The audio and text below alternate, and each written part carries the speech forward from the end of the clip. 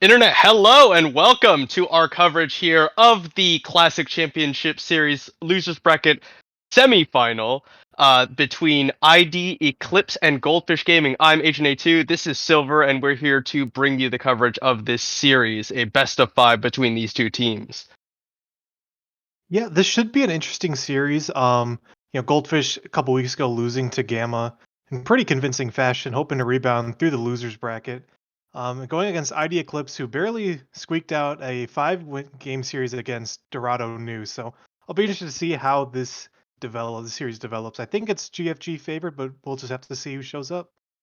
Yeah, you coming into like before anything happened in the regular season. This is sort of a Goldfish Gaming coming in as the champions of the last classic championship series in summer or in spring rather, and they are coming up from the losers bracket. They're going to have to win their way through ID Eclipse here today. They're going to have to beat whoever loses in the Glaive Bingus versus Gamma match that's currently going on as well on the main channel, and then they have to win against the winner of that. And I don't know if they have, and then after that they have to win like a grand final against the Wednesday tournament winners, right? In order to like kind of win this whole thing. But ID Eclipse looking to stop that path right here. They're coming off, like you said, off of a hard fought victory over New, and we're in champion select at this time. Well, champion draft right now. ID Eclipse is gonna B1 the Hecarim. To me, Hecarim, not too surprising, really strong champion on the patch. But something I wanted to hit on, and I'm delighted to see actually, is that I wanted to see if they'd give Matt G, their top laner for Goldfish Gaming, more so off of tank duty, because so much of the split he's been like stuck on picks like the Poppy, where we really saw like against Gamma, excuse me, game three when he was playing that Akali that he showed proficiency on, that I think that brings a new dimension to the team. And I just always think it's better to be more rounded. So I like to see that pick, and Tristana, another good safe blind pick for Goldfish going on as well. Yeah, it will be the Shen answered for ID Eclipse. The Hecarim is kind of interesting. Champion has been somewhat of a powerhouse all of a sudden after his like tiny little mini rework where they shifted a lot of his power back in towards his Q, so that you're a lot more of a sustained damage threat where you just like break your Q button, pressing it over and over and over again, and you become a helicopter rather than what has been kind of the norm for Hacker up until this point, which is where you just go for one-shotting people by charging into them. We'll also see Draven locked in for ID Eclipse as an answer to Tristana. The Maokai locked in as well might be a support pick up for Goldfish Gaming. Yeah, I'd really like to see that Maokai go support if it's wouldn't like to see that top lane, even though it would be fine top lane. I just wouldn't prefer to see the Aatrox mid. It'd be kind of feel like create a weird team comp. But it'd be Yeah, definitely interesting to see as the Ahri and Veigar bans come out. Pretty standard mid lane bans so far, as they both want to skimp down that pool. Yeah, cut down the mid lane options for both of these teams as they have both actually already locked in top laners here. The Maokai jungle is a potential possibility here for Goldfish Gaming. I'm not sure if I don't remember if the changes that kind of shift him away from support have come through yet, or if that's a little bit later on. We did have a patch, I think, like yesterday, did we not? Something like that? Yeah, I think you're right. It might have been this patch. I'm not entirely sure. Haven't been able to keep up too much, and it looks like it is with that Janna locked in. So that's almost certainly going to be a Maokai jungle. So I guess those changes must have already gone through. But I do like to see that into this comp so far with Hecarim and Shen going in having that peel with the Janna. Yeah, the Janna is a pretty nice pickup here, I think. With a Hecarim is a champion that often has moving forward and engaging as kind of his modus operandi. With Janna, you're able to disengage pretty effectively. You can Howling Gale him as he comes in. Once he does finally get in, you can Monsoon him, and then he has to wait for his devastating charge to come back before he can kind of safely come back in. ID Eclipse, though, they're really just looking to force the issue with the Orianna locked in on B5.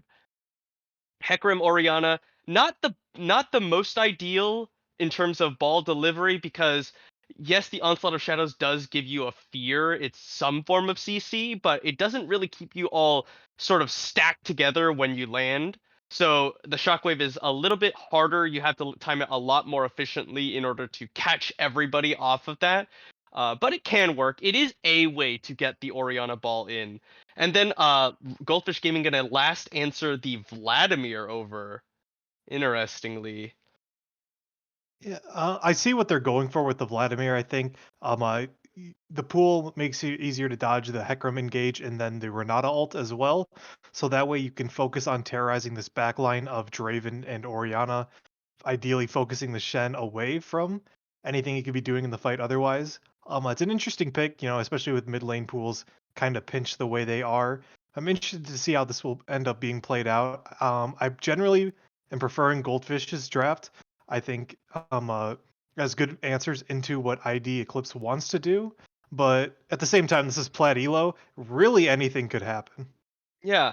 Uh, I'm gonna have to say I think I would rather be playing ID Eclipse's comp, just because for all I said that Hecarim Orianna, it's not like the best. It's not like Malphite Orianna where it's super super easy, but it Mhm. works. And I think ID Eclipse's team comp is a little bit easier to execute on. You have a lot of champions that you press R, and it's pretty obvious when and where you kind of want to press R. As compared to Goldfish Gaming, their champions have a lot more nuance to them. Uh, the Vladimir, you're gonna have to find a place without really much help from the rest of your team to chemo plague and kind of wreak havoc on the backline. Maybe you can find a good flank. Maybe you can come in off the side at good timing with your Maokai's ultimate, the Nature's Grasp.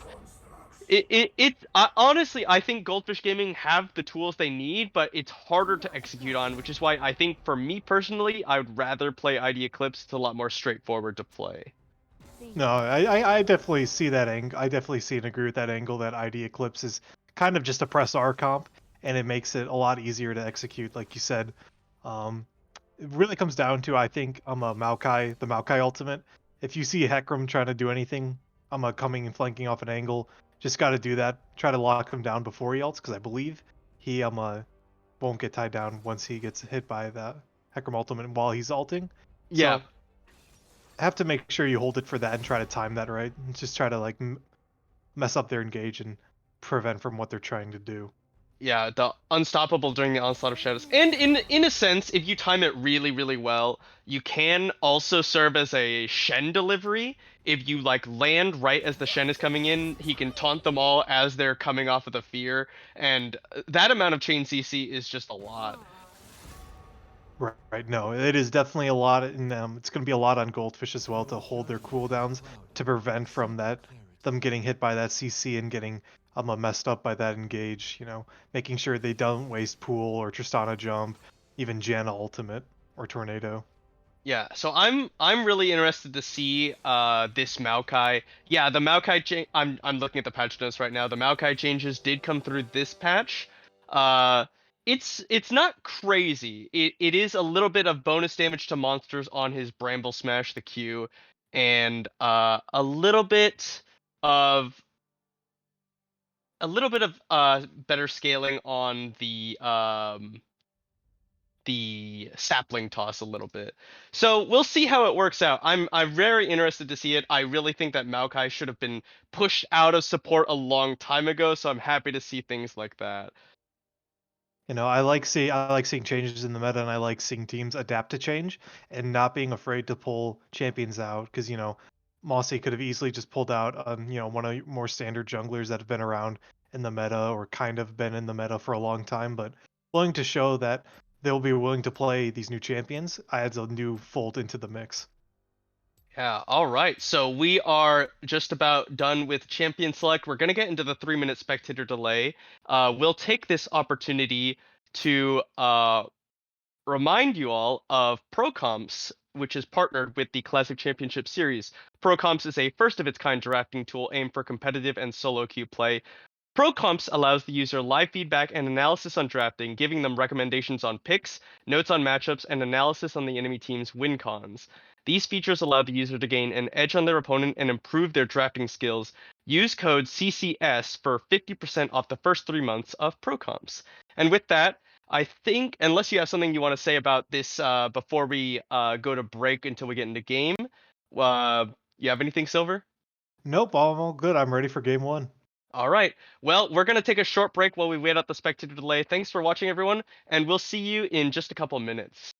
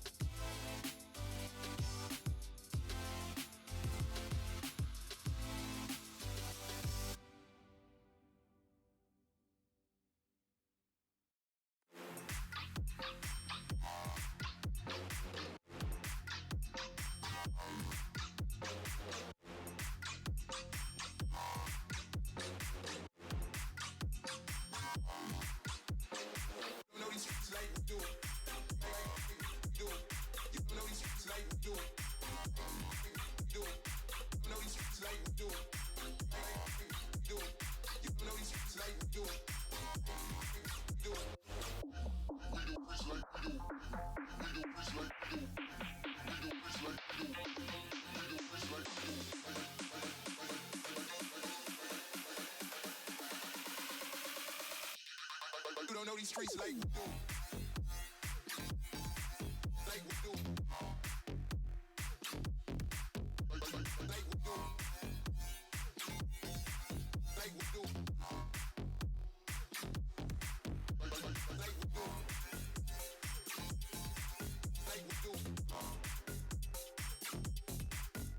Like we do. Like we do.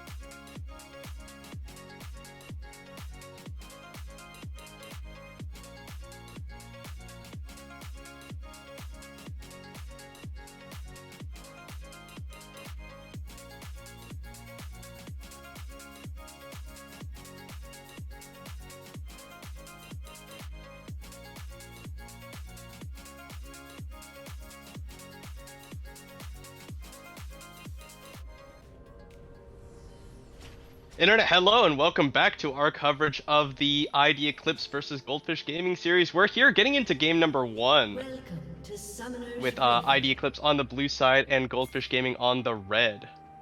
Hey, looks like we're getting an invade from Goldfish Gaming as ID Eclipse just going for that 30 standard seconds 5-point. until minions spawn. Looks like we got Draven and Renata looking to counter that deep vision themselves. Okay, Vladimir doing something? Nope. Okay, not going to be bullied off of Vladimir. They know that they can win that, thank goodness. And looks like they're just exchanging deep wards. Hold on, sorry, can you, real quick, Silver, can you do a count for me? I think I got desynced for a second there. Oh, yeah, Minions 104. have spawned. 6. Let's keep going, sorry. 8, not 10, 11. Okay, 12. great, perfect. Perfect. All right. So it looks like we got Maokai starting top side, as well as Hecarim starting on blue side. So both sides not starting on their bot side, giving their bot lanes the not having to leash, so they can try and get that bot lane advantage. Yeah, alright. Tristana opting for the exhaust, whereas Draven with the summoner heal. And interestingly enough, Dirt has opted for the Hail of Blades on Tristana. I know this is fairly common on Tristana back when she was a lot more commonly seen, just because you want to get those 3 autos really quickly. Lethal Tempo, though, is super valuable. The extra attack range and attack speed whenever you're going for team fights is really quite impactful. Lethal Tempo is kind of one the keystone that makes a lot of AD carries viable now. Yeah, it is interesting seeing Hail of Blades, gives a lot more burst. Like you said, getting that bomb off, especially early on when you don't have as much attack speed. I think it's really interesting, both Oreo Murderer and Dirt going for exhaust this game. Really just, doing their best to, limit the damages coming out from this Hecarim later on, as well as the Draven, more so in lane. So an interesting adaptation seeing both go exhaust. I know it's been more common for AD carries to go exhaust, and supports either ignite or heal. So interesting adaptation. Even Ghost recently, Yeah, even Ghost. Just for the survivability, because heal hasn't been nearly as prominent. But now this is interesting. Mossy looking for a early lane gank as the handshake will land. They do see Mossy walk into the brush. He would have to flash if he wanted to go for that grasping roots, so he will kind of just be there shoving out. I think he took red to Raptors to Gromp to that bot attempt there, which means that Rejected Anew, you're seeing him open up a 3 camp lead as he did full clear his jungle and is now looking for bot lane. He is going to find Mossy down here, or really, I think he saw him, but now they flash for the root. A nice interrupt on the rocket jump out from Bubster with the stand aside. Here's the Howling Gale coming across, and here comes Projected Anew as Warbox is on the flank there. They're coming looking at Mossy. Mossy is the one who's both out of position, and he has no flash. He used it. They're going to push in Oreo Murderer. He'll go down for first blood. Mossy will follow first blood, and a second one going over to the Hecarim on the side of ID Eclipse. okay, that was a very interesting angle that Mossy tried to do. So, like you said, did the 3 camps into bot side clear. Looks like they're trying to get. I thought Mossy went bot and showed they would try and get priority on the Scuttle Crab that was spawning, but ended up waiting out, suspecting a gank from the Hecarim. But they need to know that they don't win that fight, and the fact that in the beginning they got both Draven's Flash and Renata's Exhaust were essentially free was actually a pretty good win for them, but they just overstayed, and they don't win that fight. Hecarim's was a level up, and Draven just outdamages them both early on. So interesting to keep going, and just they really got hard punished for that, as they should. Yeah, Mossy going for that flash. They didn't. Yeah, you're right. They actually just didn't have the damage. Double exhaust bot lane means they have no ignite, and they're playing Maokai, which is not a particularly high damage jungler. So with Bubster's heal and Wardbox's exhaust, easily able to shrug off that early attempt, and then they just start to turn it around after all the resources have been expended by Goldfish Gaming. Yeah, the bright side, I guess, if you're Goldfish, is that Dirt. Rejected Anew looking for some more, and there's the Sanguine Pool. It's going to make it really easy. Kaiser Uwu doesn't really have a lot he has to dodge outside of the Devastating Charge coming out from the Hecarim, so can easily just save that for any gank attempt. Yeah, the Sanguine Pool has a really long cooldown, so you could potentially expose that later on, especially at like level 6 if Oriana's trying to do a lot of trading, get him to bait it early, then Hecarim can come in, and Vlad's kind of a sitting duck, unless he has flash up, of course. So Yeah, even with that though, it's kind of hard, right? Because he's got Flash, he's got Ghost as well, and he has Phase Rush. Rejected and You doesn't have Flash, so it's hard for him to get behind to try and knock him backwards with how fast the Vladimir will be moving himself.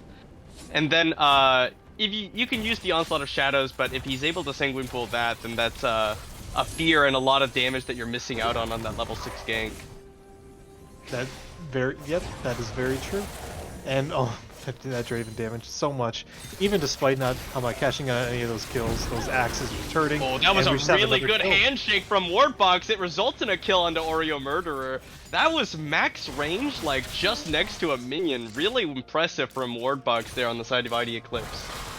You know, that was very well played. On the side of Goldfish, you just can't do anything. You know, Dirt, even through the exhaust there, still ended up getting a kill onto the Janna. One of the things about the Janna is she's just so incredibly squishy, and this Draven, who's already gotten a lead, is even going to be further ahead. Unfortunately, didn't get the kill again, so looking like support Draven right now, but that damage certainly doesn't speak support. Yeah, and that will result in the Dragon going over to the side of Goldfish Gaming. Hextech Drake early, really nice pickup for them, and they'll be pretty happy with that one. Like you said, very unfortunate though that Bubster hasn't picked up any of those kills. Not able to cash in on any of these stacks. How many are we looking at right now? About 127 is what I count. Yeah, 127 stacks. That'll be a nice payout. Assuming he can get one of those. They've been pretty dominant in this lane, especially after getting those first 2 kills with the Hecarim earlier on. But side note, on the top side, Matt G currently 30 CS lead on this Aatrox, looking like controlling the lane pretty well as he's going in, just, you know, winning that trade pretty hard. Yeah, Matt G is quite a bit ahead of Blingo, and you know it's nice for Shen because he doesn't need to have that many items in order to be useful with the Stand United. Now Mossy actually gonna get found by Rejected and You here. The Onslaught of Shadows is available, and there's no Nature's Grasp. Here comes the ball directly onto the Hecarim. The Shockwave actually whiffs both members as Mossy is able to flash up the side, and the Stand United comes in. Mossy is gonna knock him all the way with the Bramble Smash, but he's gonna get taken down. That's gonna be a kill. BKP flashes to pick up that kill and trying to escape from Kaiser Uwu. Will survive successfully. Here comes Wardbox slowing up Kaiser Uwu. There's the flash. Handshake pulls him back in. The Sanguine Pool is a little bit too late. He'll flash over the wall. Is gonna get the face rush and run for his life. Rejected and You ready to chase him down though. Does he have it? He does have it. Devastating charge picks up another one. 5-0 in favor of ID Eclipse. And that right there is just showing the power of the Hecarim getting those kills early. He was level 6 to Mossy's level 5. He has the Sheen, he has the upgraded boots. He is incredibly powerful right now as Hecarim. He is feeling good, and he's just able to cut down that tree like it's balsa wood. Not even a contest. Well, even in that fight, you see Kaiser was able to do damage onto the Orianna with the ultimate, but you know, Maokai just being behind, level behind, items behind, and just not being that tanky at this point in game, just absolutely melted in that fight before Kaiser could even really do anything to try and maybe turn the tides of that fight. Alright, I'm gonna oh, hold on a second. Wardbox gets the blast cone from Mossy over the side. He's gonna look for it. Nature's Grasp does finally come out now. He's gonna root up 2. Dirt is taking tower aggro. Has to rocket jump away. Not doing damage right now. Bubster's laying down the hurt onto Mossy as the teleport comes in from XBKP. Now Mossy is separated from his team in the enemy jungle. Is gonna go down. Finally the cash in on those Draven stacks. And what looked like a good play from Mossy ends up being disaster for Goldfish Gaming. Let's say it started off looking promising, like you said, getting onto Wardbox and Bubster with the Maokai ultimate. But as soon as that started happening, Dirt started taking tower and Orianna started teleporting bot lane, which resulted in Dirt having to jump away from the rest of his team and unable to do any damage because, let's be real, Maokai and Janna aren't going to be doing the killing around here. So, unfortunately, it was a good angle, but the good response by BKP to respond with that teleport to prevent the dive from happening. Yeah, and they turned it around. Mossy now down 2 levels, 40 plus farm compared to Rejected and You, and a Hecarim that's strong and ahead is just gonna take over this game. He scales really well. Now, we're gonna try again. Mossy looking at mid lane once again, but he is gonna get spotted out by a control ward. He'll have just take the time to take that one out as Blingo trying to keep up with Matt G. He's still down quite a bit, and he's getting bullied out. Matt G might pop the World Ender here. He almost has it. It's not quite off cooldown yet. Matchy kind of flexing his muscles a little bit on the Shen in the top lane. He's currently the only one on Goldfish Gaming who does have a lead. We can see Mossy's down almost, 2.2k. Kaiser's about even, 200k, and then with that kills going on the Draven, swinging that significantly ahead towards the favor of the bot lane. Yeah, and I like what Mossy's doing here. He knows he's behind, but he does know that Matt G is ahead, so he's safe and free to go for that topside Scuttle Crab. Now Blingo gonna get caught by the Infernal Chains. Matt G is gonna land down that third proc onto him. And here we go, reject the new, pops the Ghost. He's got the Onslaught of Shadows, and a good flash away to fear him back the other direction, but the Whirling Death will finish him off. Now they're going to go for the dive on a Blingo, and they will successfully do so. Dirt is now in a no man's land, 1v3 under tower, double kill over to the Draven, and that's really good for ID Eclipse. One back in favor of Goldfish Gaming topside, but it's a very, very small consolation prize as the Rift Herald is dropped into the bottom lane. Yeah, okay, you know what? That's really good. For Goldfish. I would say this is let's say a small consolation prize with that going down the top lane. Looks like Kaiser unable to get anything with that Vladimir ultimate, but small consolation prize getting the kill in the top lane and matching some solo plates, but double kill onto the Draven, first turret going down, not a worthwhile trade for one kill onto the Shen. But on the bright side, Hecarim did a little bit of trolling there and did get over that good shutdown to Dirt, which of all people, thank goodness he got it if you're Goldfish Gaming. Yeah, but really surprisingly big misplay there from Rejected and You there. He killed himself on the tower. That's shutdown gold going directly over to the Tristana. And it's not gonna put Goldfish Gaming back in the game alone, but it is a really good start. Now the dragon is live. Dirt and Oreo Murder are kind of in the area, but they're outnumbered. Mossy is on the top side of the map, and Kaiser Uwu making no movement this direction. It's going to be another dragon going over to the way of ID Eclipse. Yeah, ID Eclipse being on these dragons early, it is a Mountain Drake, which I think really helps them. Just being able to absorb the burst, especially from like Vladimir later on in the fights. So they can continue stacking that. They're already in a fantastic spot right now this game. If they can keep getting those drags, I think it's pretty much could be over at that point for them. Yeah, Mountain Soul would basically be the end for Goldfish Gaming because you look at their team comp, it's Vladimir, Tristana, Aatrox.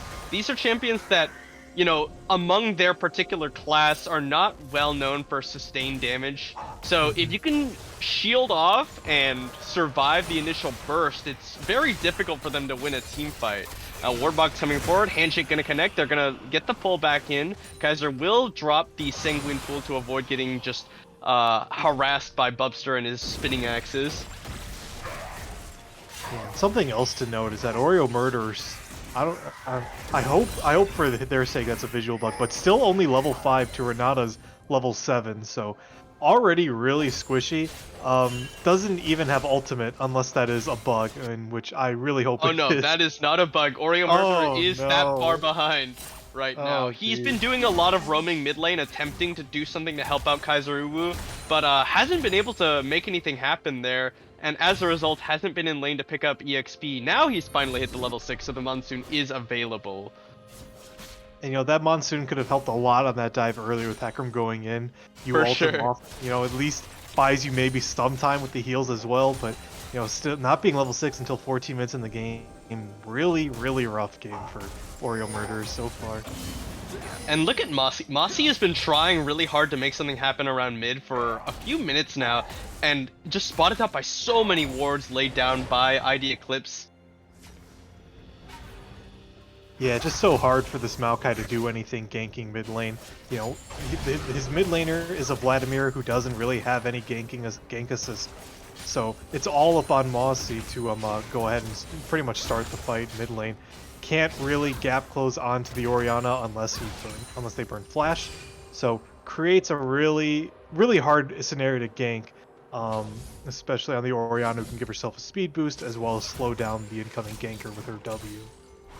Alright, so Mossy will steal away the enemy red. In exchange, the Rift Herald will be secured by the side of ID Eclipse. It looks like they're not going to make any show of it. They're just going to drop it in the mid lane here. Kaiser actually did get caught by a Shockwave, but Mossy coming around from the backside, looking for XBKP. There we go. The Twisted Advance is going to root him up. Kaiser is going to come in. The Stand United onto XBKP. They're going to turn it around. Here, looking for the Shadow Dash onto somebody. Are they going to find it? Kaiser, who doesn't have Sanguine Pool for a little bit longer. Mossy flashes forward, gets another Twisted Advance off here. Protected anew, though. Here we go. Chanta comes in. BKP goes down, but here comes the Hecarim, just doing so much damage. Uwu gets feared up, flashes over the wall to safety. Oreo Murderer is now in a bad spot. Is going to get taken very low, taken out by the Whirling Death. Not quite. Monsoon knocked away, rejected anew. Oreo Murderer still on the run, and they're going to give up the chase there, so it ends up being just BKP going down. Mossy not ready to give up that blue buff, but he will lose it to the smite. First tower did go down in the, first tower did go down in the top lane over to the side of Goldfish Gaming. It was not first. They got first tower bot lane for ID Eclipse, but they do get a tower back to top lane, and they don't lose any more, which is really good if you're Goldfish Gaming, frankly. And that started off really promising with Mossy getting that flank. That was a really huge flank, and Orianna still. Unfortunately, I saw that flash into the Maokai ultimate, so that was kind of embarrassing if you're BKP. But it started off really good. You got the Shen ult. I was interested to see that they didn't commit to killing that Orianna. The Vladimir ult was still on there, so a couple more skill shots would have killed the Orianna. If Shen still ended up arriving before Orianna died, it'll turn into a quickly 2v1, but they back away, and then they go back. I guess they may have thought that Hecarim was around earlier, then they decided to commit at a later on, which to me then created a weird number scenario, which they could have made it a 2v2 much earlier. So interested to see. It was almost like, I don't know if they weren't on the same page or if they just weren't committed until after a certain point, but ended up getting the kill, and really nothing transpired after that except for more Matchy getting more gold in the top lane, and they cut down the deficit to only 2k at this point, which is huge for Goldfish considering how disastrous their early game was. Yeah, really kind of a heist there, frankly, from Goldfish Gaming to get that kill on the XBKP and then make it out, even stealing away a top lane tower in the meantime, thanks to Blingo having to come down with the Stand United. Rejected Anew gonna try and secure his team the third dragon, but Matt G is here, and this is the strong side for Goldfish Gaming. They got the Aatrox here, but nobody here coming up to back him up, so it looks like they will just be giving this one up, putting up ID Eclipse over to Soul Point. Yeah, kind of interesting. Matt G just standing around at Dragon Pit, when the enemy team knows that their Vlad and Maokai are top lane, nowhere near going to be contesting that dragon.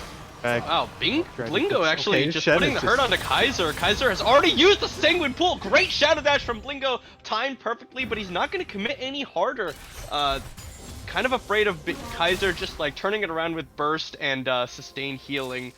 Matt G going to take a little bit of damage from BKP and back away as he does kind of snip out the aggression from Rejected Anew hanging around the side there.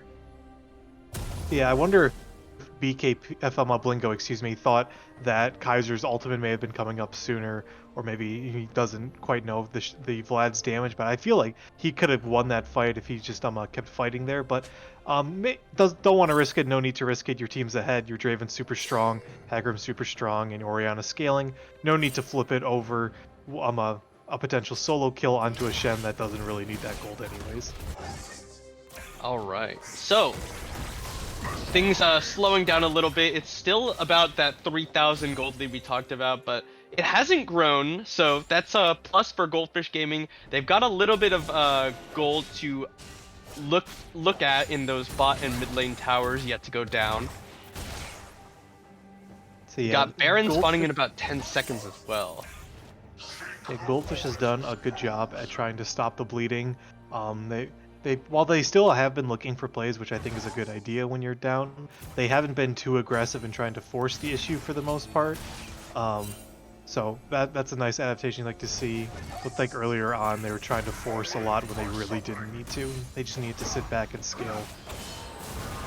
Oh, here we go. Kaiser is the target here, as here comes Rejected Anew. The Ghost is popped. He's gonna go in. There's the Sanguine Pool. Onslaught of Shadows ready to follow, maybe, but they're gonna back away, as they do sense the backup coming in from Goldfish Gaming. So, trading away Ghost for really nothing from Kaiser Uwu. So, not anything they could have gotten there. Yeah, Ghost isn't that long of a cooldown, but still an interesting trade. Like, if you're Hecarim, you know he's gonna just use Pool the moment you try to dash on him, so not really sure why you would use Ghost there, but at the same time, it's a lot shorter of a cooldown than Flash.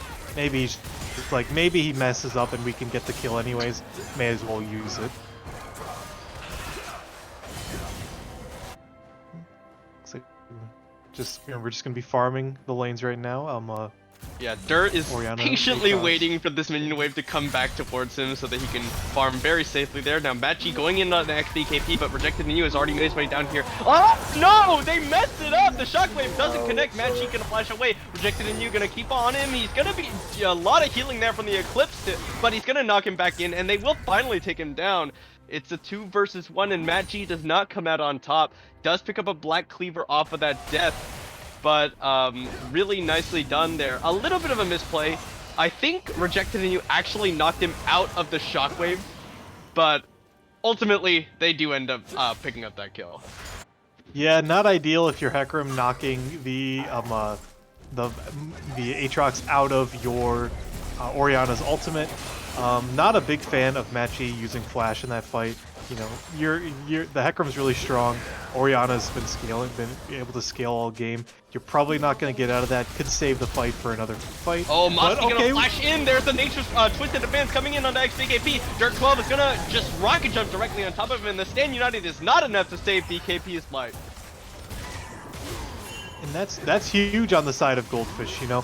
Being able to burn the Orianna's flash for the Maokai's flash, who, you know, isn't that worthwhile anyways, and getting the kill onto Dirt, who is going to be at this point your really biggest threat to win this game, is really, really good. And Dirt now up to 2.5 items, hoping to get to that spike soon. And this Draven, you know, got a lot of leads early on, has been really quiet these past 15 minutes or so. Hasn't really done anything, has just been farming. And so I'm curious how many stacks he's just sitting on. He's sitting on 231. That's a lot. So he's been quiet, but if he can cash out, he can, you know, start making a lot of noise again. Yeah, we're gonna have a fight in 20 seconds here, because that's the Mountain Dragon spawning. That's a Dragon Soul if it's secured by ID Eclipse. So Goldfish Gaming really need to press the issue now if they want to be able to secure that one away. Now, they've all grouped up here, except for BKP, who teleported into the bottom lane, so they're a little bit split up as compared to Goldfish Gaming, a little bit more clumped together. They're gonna try and get this mid lane pushed down. Now, Handshake gonna connect onto Kaiser Uwu, who go into the Sanguine Pool. There's the ultimate used. It's not gonna connect. Onslaught of Shadows used. Monsoon has already been interrupted. Oreo Murder going very, very low. And goes down. Buster on the rampage as he cashes in once again. Lingo coming in, gonna get rooted up. Matt G coming on the side, and it's just gonna get melted by the members of ID Eclipse. Now, Mossy is the focus. He's tanky, but not tanky enough. Caught Flash, connects onto Kaiser, and it will be the shockwave to follow. The Sanguine Pool saves him for just a little bit longer as the stand aside will finish him off. Bubster goes unstoppable as it's a 4-0 in favor of ID Eclipse. I'll say ID Eclipse just wipe them off the map. You know, Janna, you know, we really saw right there was just in no man's land after that, getting caught up by the Renata ult, just wandering into the, the Hecarim ultimate. You see in the replay just getting hit by that, and then just Dirt unable to really do damage at all this fight. And he's the only one really on that team who has gold, Matt G, trying to do his best to 1v4 in the fight, but just doesn't have the damage, the tankiness, or lifesteal to do so. Yeah, really nice fight, Lingo. Just standing in front with the Spirit's Refuge active means Dirt, whenever he autos him, he's just basically missing his auto attacks because it doesn't do anything while that's active anyway. And then, at the very end, the taunt flash onto Kaiser Uwu, chained in perfectly with the shockwave. The Sanguine Pool can't be used. He does use it immediately afterwards, but the damage has already been dealt, and he just falls immediately afterwards. That's the Baron going over to the way of ID Eclipse, as well as the Dragon. That's just, at this point, it's probably not comebackable for Goldfish Gaming. Yeah, no, if you're a Goldfish, you're praying that everyone on ID Eclipse they lose their internet, their power goes out, anything, you know, to try and find some way back into this game. But like we said earlier, with Mountain Soul, and they're already so far behind as is in terms of damage. There's really no way how they're going to be able to kill the members on ID Eclipse.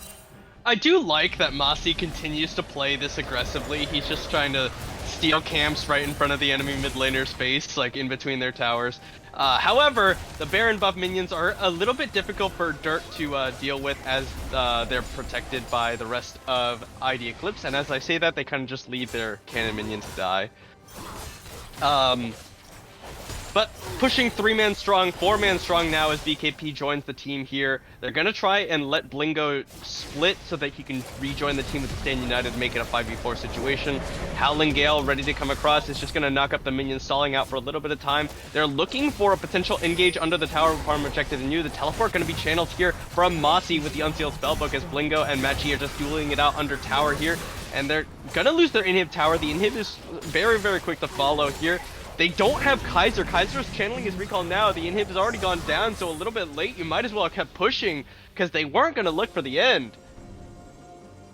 Let's say, I was really intrigued with how that entire, I guess, play just transpired. So we had Mossy and Machi down in the bot lane, while we had 4 strong in mid lane in terms of ID Eclipse pushing. I'm not sure why that Blingo teleported bot. Okay, this is not a catch, Mossy. If it is, it's a catch on him. Well, they're going to try and turn it around here, as they do have Kaiser Uwu. That's a really nice Nature's Grasp. He's going to flash in, root up that one. There's a really nice ultimate coming up from Warbox. Just stalls the rest of the team, as now Matt G is the focus. Stand United on the Bubster. They're going to go back in, racket jump in, as he gets feared. Dirt just kills himself. Monsoon trying to disengage as Matt G and Oreo Murder run for their lives. Rejecting you on the chase. He's got the smooth speed. He's got a lot. Matt G going to heal up a little bit, but they're going to catch him. Shockwave finishes up Oreo Murder. Rejected and You finishes off the other one. They're going to leave Kaiser there and just go for the end. Yeah, that's just one of those desperation plays. We have already lost.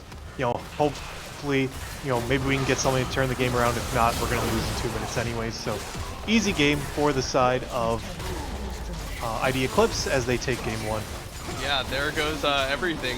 Nexus Towers are very quick to follow, and game 1 will be going the way of ID Eclipse. And I'm not sure. I had high hopes for this Maokai, and it might have just been unfortunate circumstances, but it did not look particularly strong in this game. Yeah, no, it's gonna be really hard when you fall behind that hard early, especially into a pick like Hecarim where he just can scale. He can just take over a game with just a few kills and a gold lead. So didn't like how Goldfish really played this early game. I thought they really didn't play to their strengths. They were trying to force the issue when that's something they really don't need to do.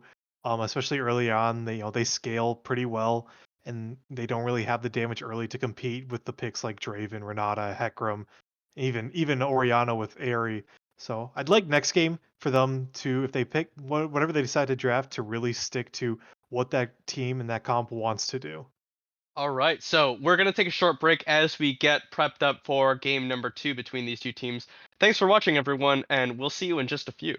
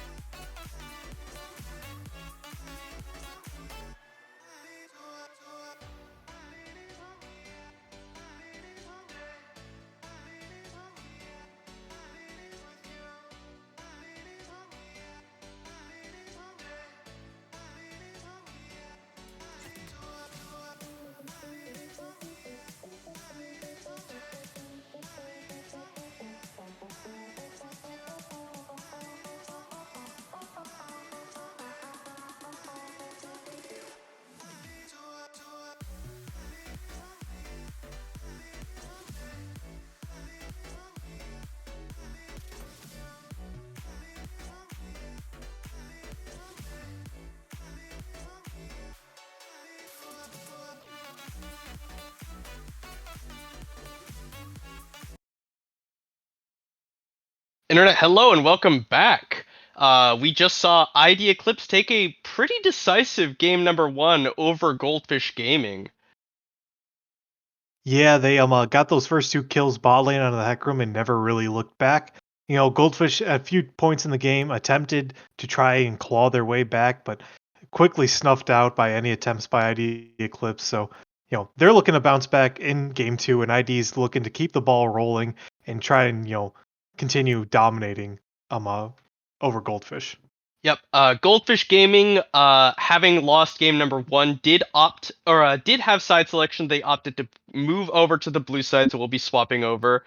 We'll see if that impacts their draft in any way. They do have the access to the more powerful B1 options now.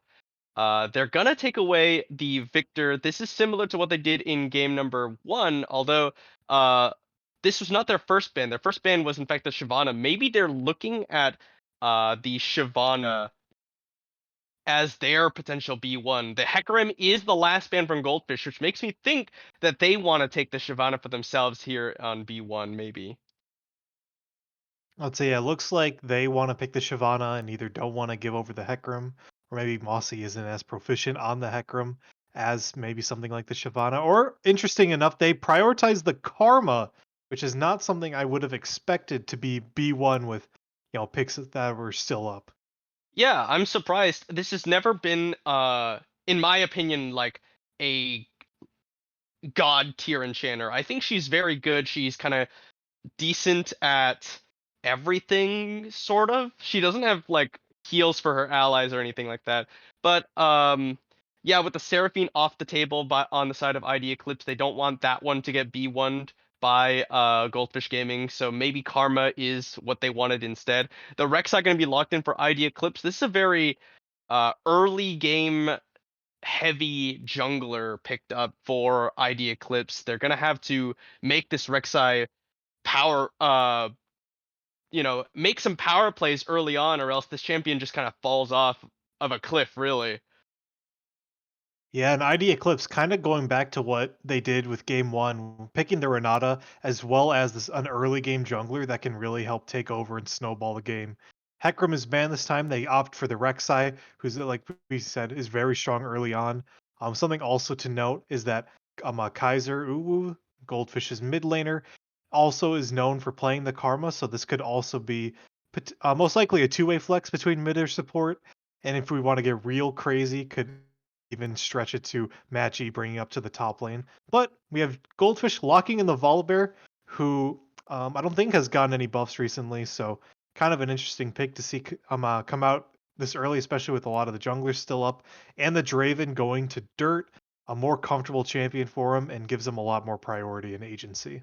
Yeah, the Volibear is, he did get nerfed, kind of fell out of favor, but he is still, the same type of early game oriented jungler. And Mossy, with the last pick, or last game's pick of Maokai, kind of suggests that he wants to gank a lot early. Maokai's not a particularly fast clearing jungler. He kind of just wants to farm so that he can level up, that so that he can gank, because you've got the point click twisted advance to just root somebody and then follow up with your laner's damage. Volibear's kind of similar. You have the point click stun whenever you can land the auto attack on them after you use the Q. Ash is going to be the lock-in for ID Eclipse. Now, with the Renata already locked in, this will not be the support Ash. This will just be the actual AD marksman Ash that we know and love from the good old days. And then we're going to get into the second rotation of bans. We're going to see the Blitzcrank taken off the board. We're going to see the Olaf taken off the board. Yeah, that Blitzcrank ban kind of alluding to the fact they know Kaiser is a Karma player for the mid lane, and so they don't, anticipating that it could very well be a flex. They don't want to give over Blitzcrank, who would be really strong pairing with the Draven. I personally do like the pick of Ashe for ID Eclipse. It gives them great gank assist as well as just overall utility for the team. Early on, get the slows for the Rek'Sai to help gank, along with Renata landing the handshake. Also, you're not, you see the enemy team picks Draven. You're not going to really have too many picks that could really counter the Draven early. So why not do But Goldfish didn't, and probably try, chill out and play a little bit safer. Yeah, it does mean that ID Eclipse needs to get some strong carries. Scion is interesting. It does mean that you do need something very strong in terms of sustained damage coming out from their mid laner on the side of ID Eclipse. Ashe among AD carries is not particularly high damage, and then Rek'Sai, of course, like we said, will fall off. Scion is a hyper tank. Um, Goldfish Gaming, they have a little bit more flexibility here because the Draven is such a high damage threat if you can cash in. The Gwen is a lot of damage additionally added on, and in the hands of Matt G, who was kind of just dominating lane, top lane, we'll see if he's maybe able to have a little bit more of an impact on this game than he was in last game. Yeah, the Gwen adaptation is very interesting. Gwen's a champion we really saw get hit hard with nerfs and kind of really fell out of the meta. I think she's still viable into certain options. I think this is a good game for her. Scion, she's going to be able to scale pretty well most of the game and kind of take over later on because as we said, Matt G was doing good in the lane phase and giving him a champion he can really shine on in team fights as sort of like a late game hyper carry could be a good adaptation for Goldfish. But in terms of the Scion pick, I do like it when you see that blind because currently don't really have a lot of damage that can kill that. Only one that'd be doing damage is Draven, and he's not, consistent tank shredder that you think of an AD carry. But I'm interested to see mid laner for ID Eclipse. They picked the Ari. That's still good, consistent damage for them. Um, I wasn't too worried about what they could be picking, considering we still had picks like Azir or Orianna still up, and including the Ari. So I think that's a good pick. Gives good agency for mid lane to be able to help roam and do jungle 2v2s. Yeah, so with the Thresh lock in, your suspicions are confirmed. It is going to be a mid lane Karma up in the hands of Kaiser Uwu. We'll be putting that Thresh in the bottom lane with Draven. Nice little pickup here. Thresh generally does fairly well with something like Volibear, who just gives you a very easy, hey, hook this person right here. I'm setting him right here. Just throw the hook.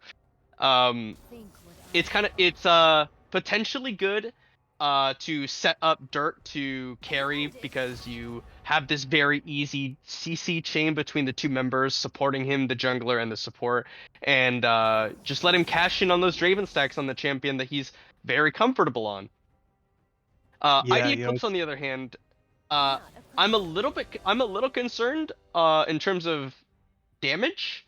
Uh, just because I'm not sure if they have the damage come very, very, very late game. But they shouldn't need that much. Volibear's not like a true tank. He's not gonna hyperscale like a Scion or a Zac, for example.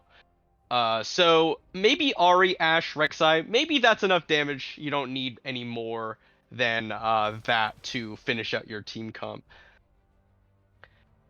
Yeah, the only thing I am concerned about for the side of ID Eclipse are those Karma shields.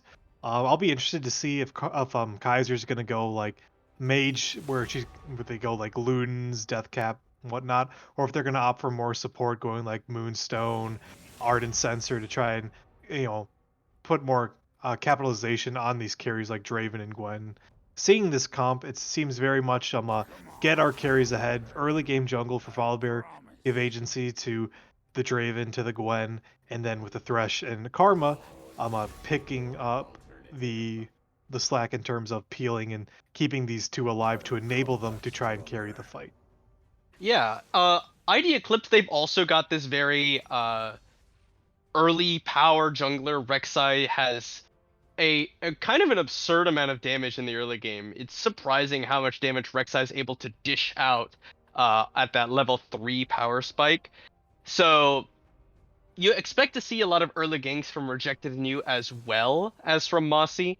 We'll see if they focus the same lane or if they end up like kind of just getting opposite lanes ahead.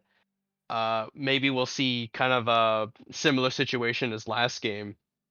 But I don't know. I kind of agree with you that the Ari last pick is a little bit interesting to me. I always think of Ari as something that you pick when you have to blind pick your mid laner. I never think of Ari as something you pick as your like R5. It's some like, you know what I mean? No, definitely, it is very much a blind, more commonly seen as a blind pick. because the Ari is just generally good into fine into everything, doesn't really lose to that much, and can really just an overall strong pick. It is a bit interesting to see that that's what they opted for at the end. I think they could have really excelled with a champion that could do more damage later, like an Azir.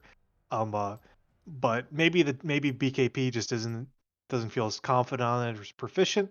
But I think the Ari will help really provide burst early for this jungle 2v2. Because if they can burst the mid jungle 2v2 better than Karma and Volibear can survive, then they'll be in a good spot. But if they can't burst down either the Volley or Karma with those Karma shields, creates a really tough spot for the Rek'Sai to do anything early. Yeah, and it is a little bit fair because seeing as Goldfish Gaming did in fact pinch that mid lane pool, as well as ID Eclipse not wanting the Talia to go over, they kind of banned that out themselves. Those are three of BKP's more comfortable champions that I can tell anyway. So yeah, I'm uh, I do like the Hecarim ban by Goldfish Gaming here. A lot of respect to ID Eclipse. I'm surprised that you know maybe I don't know if it's a misread by Goldfish Gaming in game number 1 or if it's a misread by ID Eclipse in game number 2. But the Shyvana that they banned first in game number 1 went all the way through draft, wasn't seen at all. So I'm I frankly just because I like Shyvana, I'm curious as to where that pickup, if and when that gets picked up, how effective it is. We've got Yeah. about a minute and a half. Oh, sorry, go ahead. Oh no, I was just gonna agree with you. That would be something I'll be interested to see. Yeah. So we got about a minute and a half left on the spectator delay. We're gonna take a short break as we wait that one out and then get set up to cover game number 2. Thanks for watching, everyone, and we'll see you in just a few.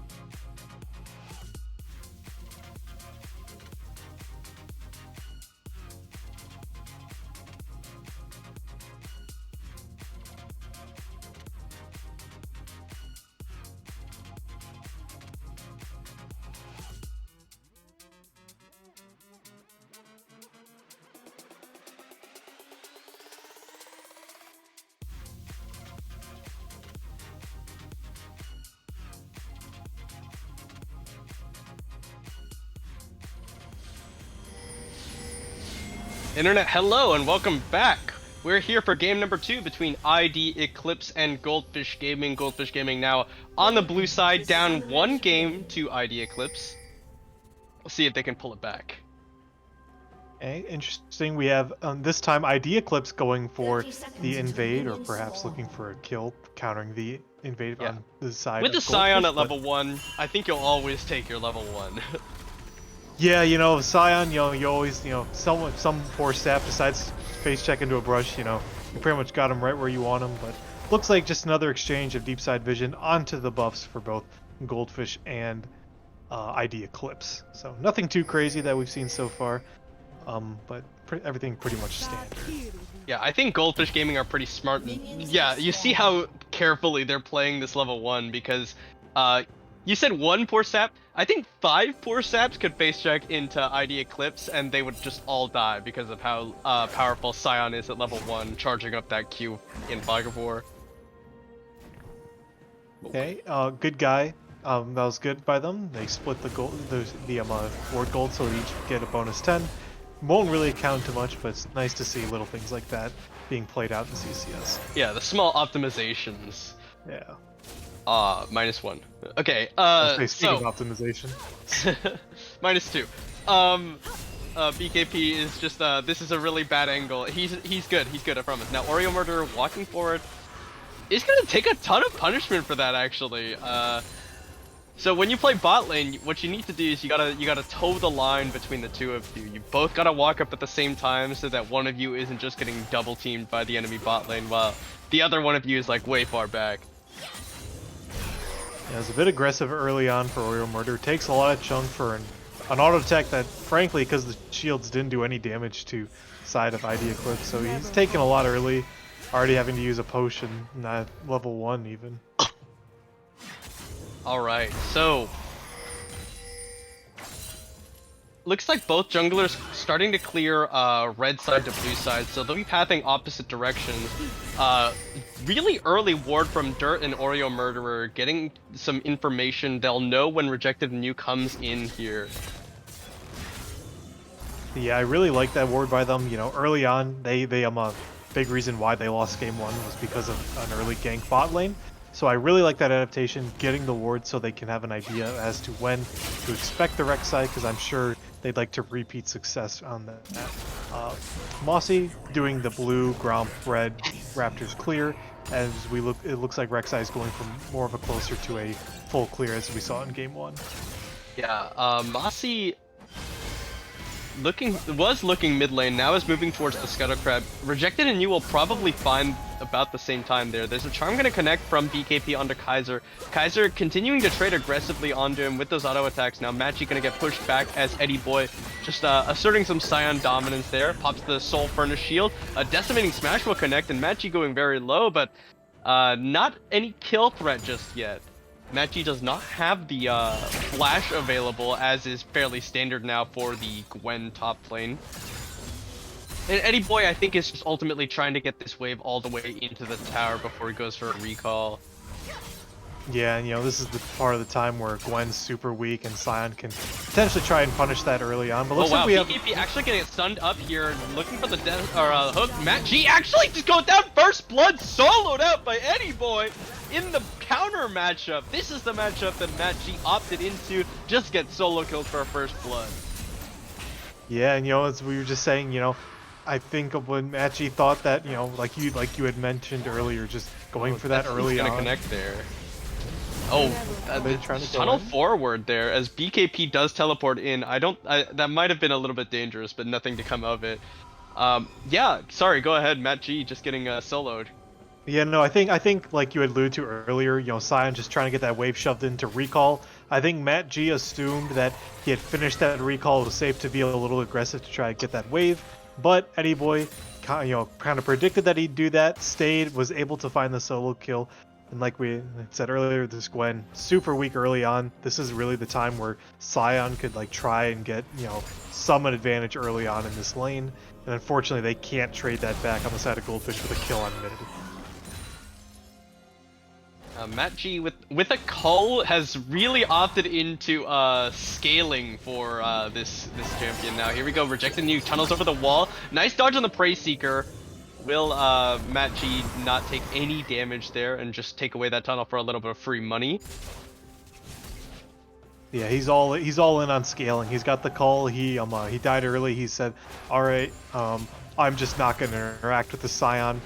He's going to scale pretty much no matter what. I'm just going to continue to scale. I'm going to focus on me for a bit and just try and get as much gold as I can so I can be a menace in these team fights." All right. So Dirt actually, hasn't gotten any jungle attention, but look at the CS discrepancy kind of already opening up between Dirt and Bubster. That kind of just goes to show the discrepancy between champions at this point. The Draven damage and the threat of Thresh landing a hook is a lot more threatening at this point, apparently, than what anything Bubster has to offer. Nice little attempt there from Eddie Boy onto Matt G. Yeah, something also want to point out this game, as we noticed last game, that Dirt and Oreo Murder both ended up taking the exhaust last game. This game, Dirt has opted for the cleanse and Oreo Murder the ignite. So going for more killing potential in this lane, whereas on the side of ID Eclipse, Renata opting for the exhaust and Ashe the cleanse. So they have more of a kill threat. They can do something with this lane more, so that's what I like to see. That looks like we're having a fight going on in the middle. Oh, here we go, looking for the charm. There's this lantern. Will take him out. Kaiser will actually makes it out away from the Soul Furnace and the charm. BKP Spirit rushing over the side. Really nice attempt from BKP. Does get a good charm off, but the Dark Passage, Oreo Murderer just kind of knows exactly what's about to happen from ID Eclipse. Really nice read from the support of Goldfish Gaming. Yeah, like you just said, fantastic read by Goldfish to see this gank coming out and calling up the Thresh to be ready with that lantern. They burned all that and they ended up, for nothing for Kaiser's Ghost with that unsealed spellbook. So really, really good read preventing that kill, and they were able to burn 2 ultimates for that. All right, so I am a little perplexed though as to the cleanse option for Bubster. What's the CC that he's afraid of getting hit by? I guess he's afraid of potentially just getting ganked by Volibear Thresh. Wants to cleanse away the stun from the Volibear that's targeted so that he doesn't get chain CC'd by the death sentence. But I don't know. I definitely understand the cleanse from Draven. You don't want to get charms, you don't want to get arrowed. You can even cleanse off the hostile takeover from Renata. So, that one makes a little bit more sense to me. Now, here we go. There's going to be the handshake connecting. The Death Sentence will connect instead, but rejected anew. Going to flash for the knockup. Oreo Murder flashes back towards the tower. Here comes the ultimate coming out. Does he have enough damage? He will go down to the tower in exchange. Arrow comes in onto Mossy as soon as he lands, but he's going to drop the hammer down directly onto Warbox's face. It'll be a double kill for Draven for Dirt. Yeah, bit aggressive by rejected anew. They got the flashes earlier out. Should have just settled for that there. They didn't. They don't really have the damage like they did in game 1. And huge that Dirt gets the double kill there. It starts off, with the Rek'Sai committing a bit for the tower. They trade for 1-for-1, but is it really a 1-for-1 when you give the kill to a Draven who is stacking up all game? Then excellent gank by Mossy, follow up on that to get the kill again, and then burning the Ashe's flash as well, which I'm sure they'll be able to abuse. Yeah, and not to take away from Mossy or anything, but that was a really interesting attempt, or a interesting choice by Rejected Anew. When you go in with that Void Rush onto the Thresh, it's a one-way trip. You're going down, and you're already giving away the shutdown over to Dirt. And a 1-for-1, giving the Draven his shutdowns is not worth to begin with. And then it just ends up having Mossy being there to pick up the second kill onto Warbox in exchange as well. So yeah, ultimately, I don't know, just a bit of a misplay in my opinion from Rejected Anew. I totally agree. You go from Draven that's pretty much has a little bit of a gold lead on the Ashe to now exploded to a 2k gold lead at 9 minutes. Has the Serrated Dirk, the Caulfield's Warhammer, and the Sheen. He is going to do immense damage to this Ashe and Renata right now. He is feeling good. He's feeling a lot like the Draven did in game 1. Yeah, Surprisingly enough, it's ID Eclipse that are able to pick up the first dragon.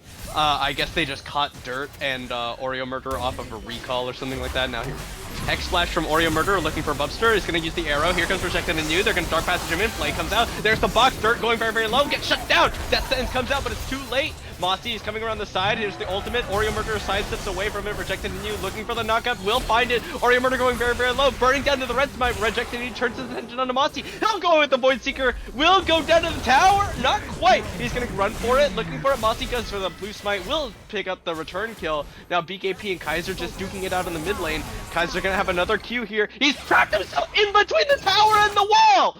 And he kills himself. BKP gets soloed out by Kaiser. Yeah, really, a chaotic series of events. You know, Rejected Anew not backing down with that, with a bot lane gank again. This time working out very well, getting the shutdown on Dirt. Unfortunately, the Ashe wasn't able to cash out on anything, but good that you get this early game pick and Rek'Sai, semblance of a back into the game. Ended up being a 3 for 1, so great on the side of ID Eclipse, and then that solo kill onto Kaiser was huge. Kind of a misplay on the side of Ari, pinning himself in the wall. So really, Kaiser only has one place to shoot that Q to get that kill. Nice decimating smash onto Matt G, and Rejected News in the area. Unstoppable Onslaught is gonna knock up Matt G. He's gonna run for it. Got the Ghost running. Rejected News doesn't have a way to get onto him. Void Seeker not quite off cooldown, so will not be able to go for the dive. Yeah, it's a good angle. You burn the Ghost, you burn the ult on the Ari, so really, lose any sort of agency. You can start to look for this Herald play and invade. Mossy potentially caught here. BKP looking for the Cromp. They're gonna get collapsed on potentially here as Oreo Murder coming around the side. They're looking for something here. Mossy looking for a stun. Will get a Death Sentence onto the Ari. They're gonna look for the play. Nice interrupts on this big smash. The Void Seeker has been used from Rejected and New. BKP Spirit rushes in, Spirit rushes out, picks up the kill onto Mossy. Eddie Boy now on the other side. Dark Passage is gonna pull in Matt G, trying to chase down BKP. Here comes Wardbox. Handshake not gonna kick, but the Death Sentence finds the Renata. They're gonna look to finish off BKP. Are they gonna be able to find it? BKP is able to get out of safety. Wardbox is now the target. Matt G trying to finish off somebody. They're gonna try and teleport out as Kaiser. Does he have the damage to finish this one off? No! It's a teleport out to safety from Eddie Boy and a Dark Passage out for Matt G. Whirling Death finishes off BKP yet again. What a chaotic series of events. It started off looking really good for ID Eclipse, getting a priority inside the jungle, trying to get the inside track on the Rift Herald, but they sent Matt G doesn't ends up teleporting back to the top lane, and they have their support in Oreo Murder roam up before the Renata. So they had the numbers advantage and were able to take the fight as ID Eclipse was late to the roam, and because of that now they are able to trade a few kills and now secure that Rift Herald, have the inside track on that. Yeah, Goldfish Gaming looking a lot better in this game number 2 compared to game number 1. Dirt in particular, 3-1-0 on Draven, is in a very good position to be the carry his team needs. Now Rejected in for Kaiser. Flash will be flash followed here. The Void Seeker is available. Yeah, there it is. Rejected in you will just pick up the shutdown. Is going to be able to secure an escape route out the side through the enemy jungle. Let's say another shutdown given to the Rek'Sai. You're feeling good if you're the Rek'Sai, but I do worry with all the gold going on the Rek'Sai. That sentence is going to connect onto the Rek'Sai. They're not going to commit to it. BKP is in the area, and Kaiser was still sitting in base. Timeout. Yes, still stuck in timeout jail, but you feel good if you're the Rek'Sai getting all these kills and the shutdown gold. You're feeling strong, but I do worry for the side of ID Eclipse. He's the only one on that team who has gold, so I do worry that they're going to lack damage later on because this Rek'Sai will fall off quite a bit. Yeah, you really just gotta hope that he's able to stay ahead long enough that he can just continuously assassinate either Kaiser or Dirt. Preferably Dirt, probably, because he's a huge chunk of Goldfish Gaming's damage right now. So that his team can kind of just get ahead again. Now Rejected looking for it. They are going to find Oreo Murder. The arrow is followed up, and they're going to handshake on that one. Rejected and you're going to pick up that kill. Now they're looking at Mossy, who is a little bit trapped in the Dragon Pit as DKP and Kaiser Ubu just duking it out. He's going to have the ultimate away over the wall to avoid giving over a kill. And it's going to be a Dragon leashed up for ID. He flashes again for the attempted steal. Doesn't get it. Rejected and used Smite rings through. Mossy just flashed to die. So that started off as a really good play on the side of ID Eclipse. Sorry, hold that thought. Okay, BKB Spirit rushes back in! Kaiserumu gets a shield. Doesn't quite connect with the Orb of Deception. Okay, please continue. Okay, yeah, no, it started off as a really good play on ID Eclipse, getting that getting the pick onto the Thresh. They layered the CC really well with the knockup and the Ash ult. Oreo Murder didn't have a chance to try and flash away. And then really interesting by Mossy, I say interesting not so politely, in the terms of, you already are down numbers in terms of 3v2. You're staying in the Dragon Pit, you're forced to ult out, then you flash back in for only second Dragon, when even if you get it, you die anyways. Doesn't really seem worth no matter how you look at it, so not really a good idea, because now you just burned flash and you lost Dragon, game over, kill. I will tell you, as a jungler, it's an ego thing. I'm better at smiting than this guy. That's all it is. That's what it is. Unfortunately, he did not win the 50-50 there, so ends up, yeah, you're right. Flashing, giving over kill for nothing really. Now Dirt actually gonna get handshake back towards the tower, but he's got a lot of support there. Rejected and used, not able to get onto him quite in time. The tower goes down. Now Mossy gonna the Dark Passage out to safety as they'll back away before ID Eclipse come to take them out. Yeah, good on getting the Rift Herald down before getting that first turret gold on the side of Goldfish Gaming, excuse me. But would have liked to see that more of that gold go over to the Draven, but sometimes you just have to. Mossy just kind of was like, I'm getting this tower no matter what, going in for the last hit onto that. See, potential? Nope, missed onto the Rex side. I haven't really talked about top lane in a while. Seems to have really mellowed out since that fight at the top at Rift Herald. Matchy just sort of scaling, has the Rift Maker, and trying to, is able now to really fight back against this Scion. So everything's starting to trend towards the matchup towards the Gwen. So I'll be interested to see how we can pilot this pick throughout the rest of the game. Yeah, Riftmaker helps a lot in these tank matchups. It does allow you to ignore a little bit of the defensive stats that Eddie Boy will be picking up. Now, Rejected and you, actually, I don't think he realizes he got spotted there, because now he's just getting chain CC'd and shut down perfectly onto the Draven. Dirt 212, really happy with that one. So yeah, no, great pick, great play by the side of Goldfish Gaming, not only getting the shutdown gold on the Rex side, but getting that onto the Draven, who also had the stacks, stacking up as well. And they also get the inside track onto this mid turret. Good damage. Won't exactly be able to clear it, but they can also take the red side on the red side jungle for ID Eclipse as well. So great series of events by them, able to capitalize off that. I really hated it when I'm sitting in a brush and the enemy team pretends they don't know I'm there, but they actually knew the whole time. And then they just come out of the woodwork and kill you. Yeah, you're just sitting there with your dunce cap on thinking you're safe, when in reality you're not safe. You never were safe. Yeah, and that's a shutdown gold going over to Dirt. Like we said, the Draven is in a really good position to just carry this game. And the great thing is he doesn't have to. He's got damage threats in form of Matchy's Gwen coming up eventually here. All he has to do is keep his team ahead, and they'll do all right. So Goldfish Gaming looking pretty good, pretty well poised to take this game number 2. But they this is a smaller gold lead than ID Eclipse had in game number 1. So still potentially comebackable. Definitely comebackable on the side of ID Eclipse.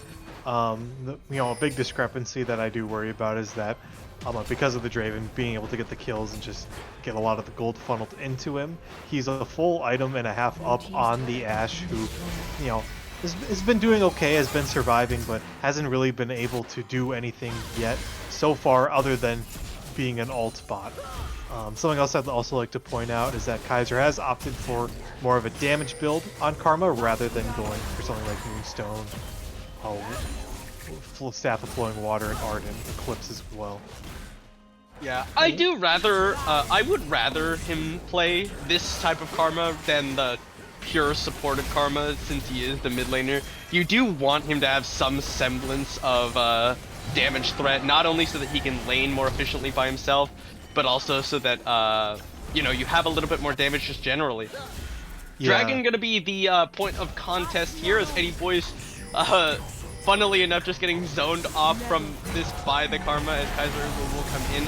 Now this is a potentially very dangerous position here. Unstoppable Onslaught is great coming out from Eddie Boy. They're gonna get in. Mossy going down. Ultimate comes across from Warfox and doing a ton of damage. Matt G is just trying to do what he can, but that Scion refuses to fall. The Flay comes out. Rejected Anew gets in there. Oreo Murderer goes down, and Dirt is pushed back. Arrow gonna connect. Kaiser Ubu gonna throw out the Mantra Q just to push them back, but it's a 2-for-0 in favor of ID. And there's the handshake. Kaiser gonna go down as well. Great catch from Warfox. Flash in. We'll get the knockup. Dirt is in trouble now. He's gonna get shut down. It's a 4-for-0 in favor of ID Eclipse. I'll say Goldfish has looked really dysfunctional at Dragons so far through both of these games. That's not really including Mossy's interesting play of trying to get the second dragon this game. But as you had alluded to earlier in this draft and during draft, is that, you know, Volibear not really super tanky, as we saw there, got absolutely melted before could really do anything in that fight, which really then immediately led to the fact that Goldfish is at a numbers disadvantage. They don't have anyone to really frontline or tank anything after that, and they just all kind of just crumble over and die. You know, something else I'd like to point out is that this Renata, both games, has been really oppressive in the fights, and it seems like Goldfish is struggling really hard around this pick and trying to win these 5v5 fights, and they just haven't been able to do so.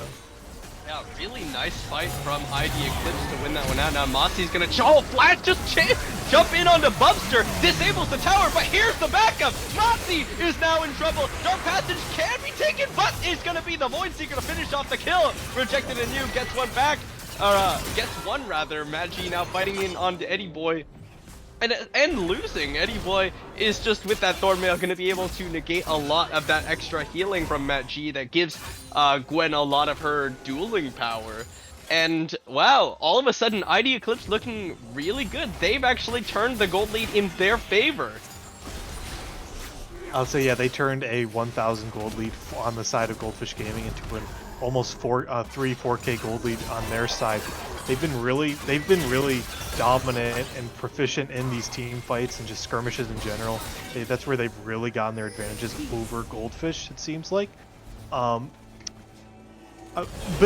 seemed like a bit of a desperation play by Mossy there, going onto the Ashe immediately when you don't really have any vision as to where the enemy team is. So a bit of, I think, pulling the trigger a little early, but looks like we have another pick. And they're going to connect onto the Rek'Sai. Are they going to be able to chain ZC this one out? There's the root coming out, and Rejected Anew will fall. Okay. Leandries plus the auto attack from Kaiser will get the shutdown. Not who you wanted it on, but they'll take the jungler, because now that means the Baron is a potential target for them. Mossy going to pop the chem tank, and that'll be it. Yep, yeah, that'll be a good getting the pick and good getting the shutdown onto the Karma, like you said. You know, they need as much damage as they can get. Karma going this build. Warfox Okay. is going to get slowed up. The handshake going to push away the Polar Bear. There's the Enchanted Crystal Arrow onto Dirt. Are they going to be able to take this one? Warfox going to throw out the ultimate to try and push them away, as Mossy just continuing. Just keep going deep! And Mossy goes down again! Buster going to get taken out by the Whirling Death, but BKP will trade on Dirt! It's just going to take out BKP as well! Keep them coming! Oreo Murderer now just stalling out Eddie Boy, as here comes Kaiser and Dirt to try and finish off the Scion. Zetans, get back in here. We're not done with you yet. Now they will eventually take out the Scion, but it's gonna take a very, very, very long time. Dirt is just continuing to keep those whirling axes coming, but they'll back away here. They've picked up the carries on the side of ID Eclipse. Dirt is doing his damnedest to try and win this game. He said, we're not falling down 0-2 on my watch. Yeah, this Matt G just popped the ghost to run off from Rejected Anew. That'll be that, I guess. Baron is on the table, and everyone has now respawned. Cooldowns are a bit scattered everywhere at this point. So yeah, look overall in summoners in favor of Goldfish Gaming. Bit of interesting for Matchy to burn Ghost there. I'm assuming he thought that maybe the Rek'Sai had backup because he definitely should win that 1v1, especially if it's extended over time. But Ghost is also much shorter of a cooldown, so not too crazy to burn that. But looks like we have a fight going on. Oh, they're looking for Kaiser. Is he going to be able to get in there? The charm, into the knockup, into the arrow. They're just going to take out Kaiser. The Dark Passage was there, but he had no opportunity to click it other than just spamming right where it was going to land, basically. Okay, I think this is interesting on the side of IDE. Looks like they're prioritizing the Baron, which I feel like since if you're on Soul Point, especially with Mountain Soul, you just kind of like try to prep around there. But maybe it doesn't matter. Maybe they just melt it anyways as they send the Gwen top, which yeah, they're just looking for a potential steal. They're just going for the Hail Mary attempt. Mossy is gonna get knocked up. Oh wow! They lost their Renata. Rejected. And you going very low. He gets the smite secured before he goes down into the GA. And Mossy going very low will eventually fall, but he flashes out. Death Sent's gonna connect, but they just can't do anything as there's too much damage coming out. As Matt G is looking for more in the base. The inhibitor is on the target and it's gone down. And Rejected, and you get the Void Seeker, or yeah, kills off Mossy, taken out. I have brain fog, I'm sorry. Rejected, and you now on the run back towards the base. They trade the Baron for the inhibitor.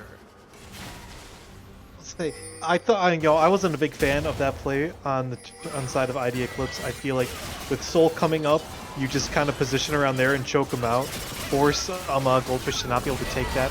Instead, they go for the Baron. Oh yeah, Rejected and U's not quite here yet, so there's no potential chance of a steal, but they've already lost the Thresh. Kaiser Uwu throws out a monster Q, doing a ton of damage. Are they going to be able to burn this one down? It's secured! No, it's stolen by Buster! It's Mountain Soul for ID Eclipse, Magic is gonna fall! Well, I guess why do one when you can have both? I guess they decided we'll get Baron and Mountain Soul in terms of Bubster. And the flash handshake. Oh, Whirling Death doesn't quite finish anyone off as well. Tragedy for Goldfish Gaming as the auto attack from an Ashe secures the dragon, and they're just going for everything. Mossy wants to go in there, and now he's just getting focused down. There's the ultimate dart is JCC, but he's gonna get the cleanse and run for his life. This has been great team fighting on the side of ID Eclipse. They've been, something I want to point out is they've done really well this game is layering their CBC in terms of, you see it especially with the Rek'Sai knocking up people as well as then the Ashe following up with the ult, making these targets that they're going for just unable to move, unable to click the lantern to try and get out or flash out. So they've done a great job getting picks with that regard. And they've been really proficient, and Bubster's been really proficient on this Ashe pick, helping set up his team to get these picks and win these fights. Yeah, the last few fights, Mossy has just been really going for these Hail Mary attempts, and he's literally full tank Volibear, which, to be fair, is also not very. I mean, like, it's probably the best build to go because your damage is gonna fall off anyway. You might as well be a meatball, but you don't do damage to begin with, and you're not that tanky just because you're not a true tank. So you can't go for these plays where you attempt to be the one to solo kill off the backline. You just don't have that damage necessary. Yeah, it seems like also when Mossy's been going for these Hail Mary plays, it hasn't really even been at opportune times either. It's usually been when they're already at a numbers disadvantage or the fight's already lost, trying to save that fight any way they can, and just ends up giving up more gold and more momentum to the side of ID Eclipse. So, I don't even think these have been good Hail Mary attempts, but maybe this one can change the tides. Yeah, this one is a 1v2 against a Scion. Make it a 1v4 against the Scion. He's got an unstoppable onslaught. He's gonna get blocked up by the Thresh, and Dirt will, he'll run for his life over the side. Here comes the rest of ID Eclipse though. Goldfish and Mossy, no! Mossy's gonna get knocked up. He's gonna use the ultimate to go unstoppable and run for his life. Matchy throwing the ultimate, his own ultimate out to slow them up. Nobody will die there. But it is some ultimates exchanged from Goldfish Gaming for only the one on the side of Eddie Boy. You hate to see it on the side of Goldfish Gaming. Yeah, it's going to be a long shot killing that Scion anyways with how tanky it is. just being, you know, a level 12 Volibear who's going tank and a level 15 Gwen.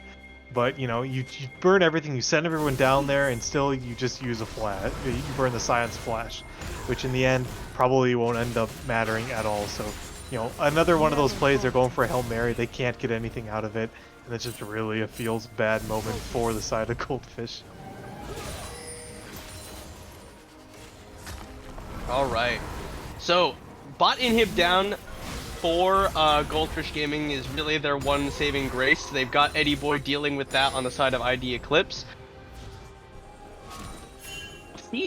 Really, they need Matt G to be able to win 1v1 against Eddie Boy, and as of, like, up till now, he still hasn't been able to eke out a win. And now he's down 2 levels, level 15 to level 17.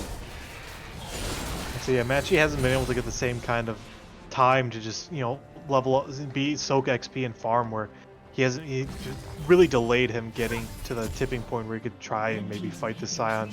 You know, it's just so hard trying to go into a tank, especially Scion, who just, you know, scales so hard tank wise as the game goes on, you know, when he's behind already and just not unable to really get the golden resources to do so.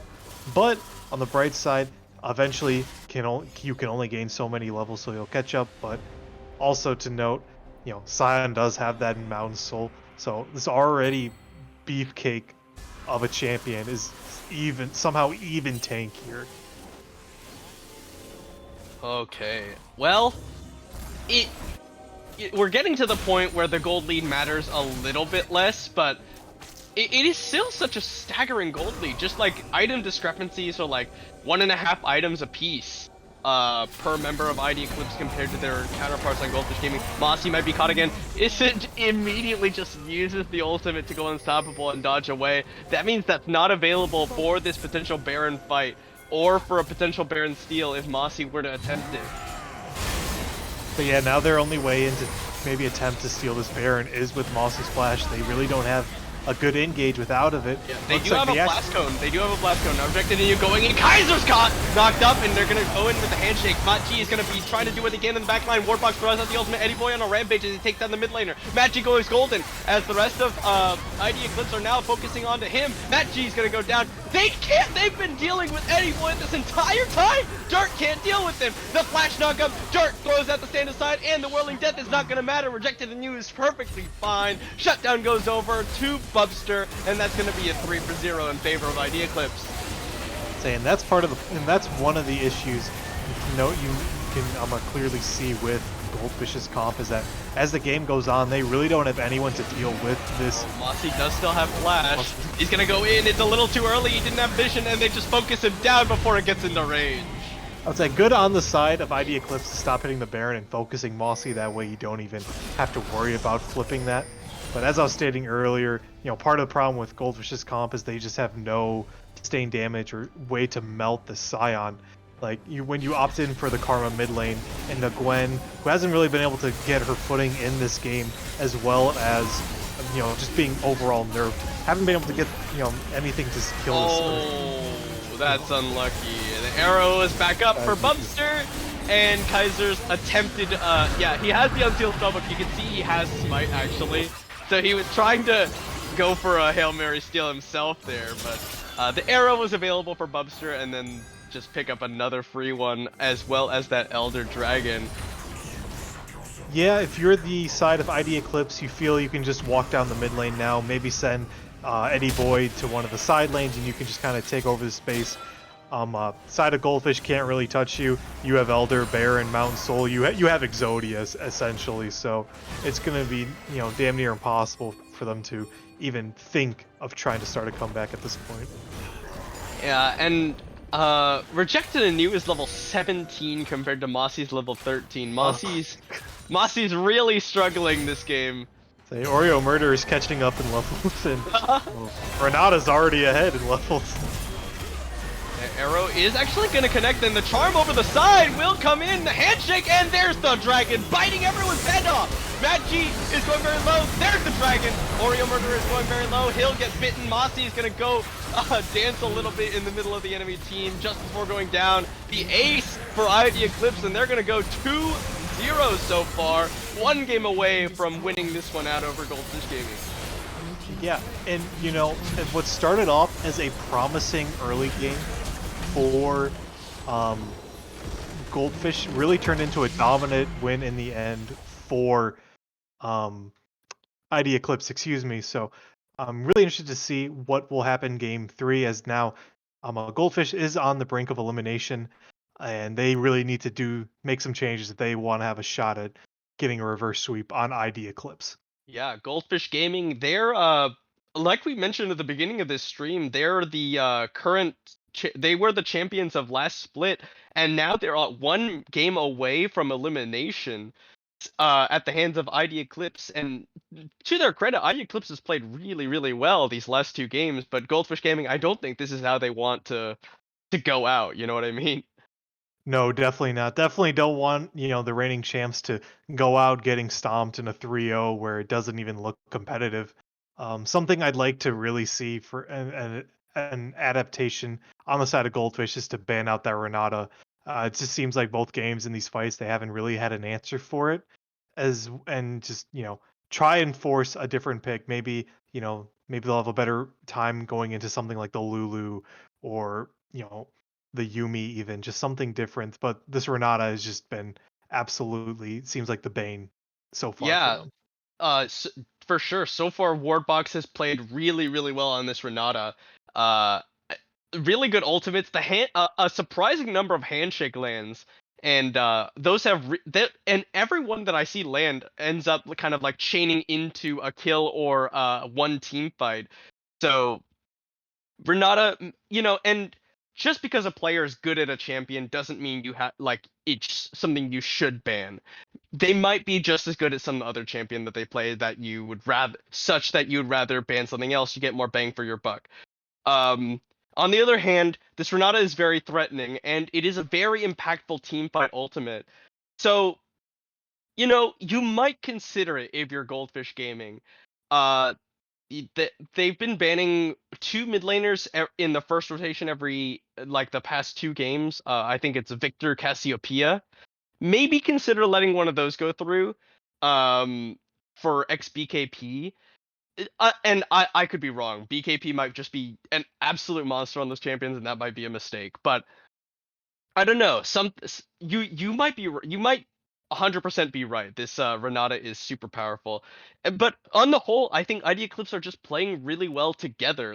They might not win every lane, but they kind of like they really do have a good what do you call it? They synergize really well. They support each other in team fights. They don't really leave any weak points in their phalanx, if you know what I'm saying. Yeah, no, definitely. I think this series they've really, they haven't been the most prolific in lane, but where they shine is where these little skirmishes, where they leverage a lot on the numbers advantage that they have with these skirmishes. And Goldfish, also has not done a good job, realizing, hey, we're at a numbers disadvantage and we don't really win this fight. We need to back off. Instead, a lot of times you see like Mossy doubling down and saying, no, we're going to fight here, and it really leads to ID getting a lot of leads where maybe otherwise they wouldn't have gotten those. Yeah, and the other thing, so Goldfish Gaming are gonna have side selection in this next game. I imagine that they'll pick blue side again. If I had to guess, just because I think B1 is something that a lot of these teams prioritize. But I don't know if Karma was it. I understand it's like a flex pick for you on the side of Goldfish, and that kind of makes it very appealing. But a lot of times when you like take blue side, it's because you have a pick that's very contested and very powerful that you have in mind that you want to pick. Um, I think we've been talking for enough for this, so we're gonna go to a short intermission while we set up for game number 3 between these 2 teams. Thank you all so much for watching. We'll see you in just a few minutes.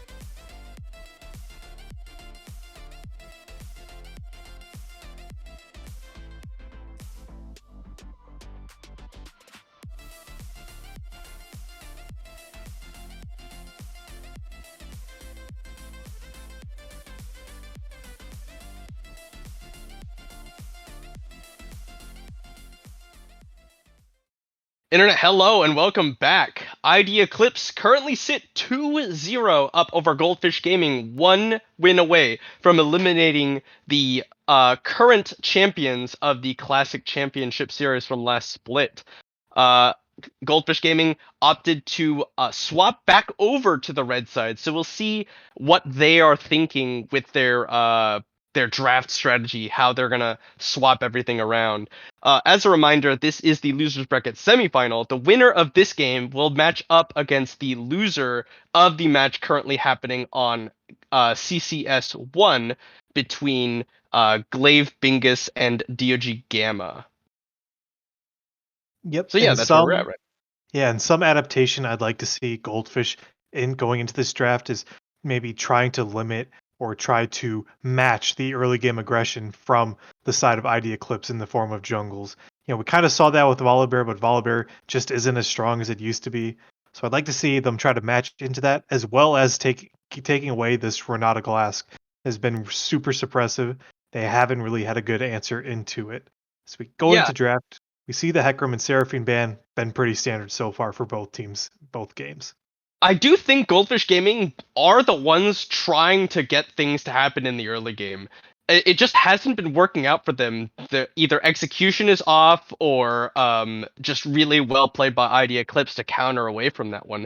And they will actually go ahead and ban the Draven away from ID Eclipse, so not willing to let that one potentially get picked up before Goldfish can pick it up. That does mean that the victor is open if ID Eclipse want to take it for themselves.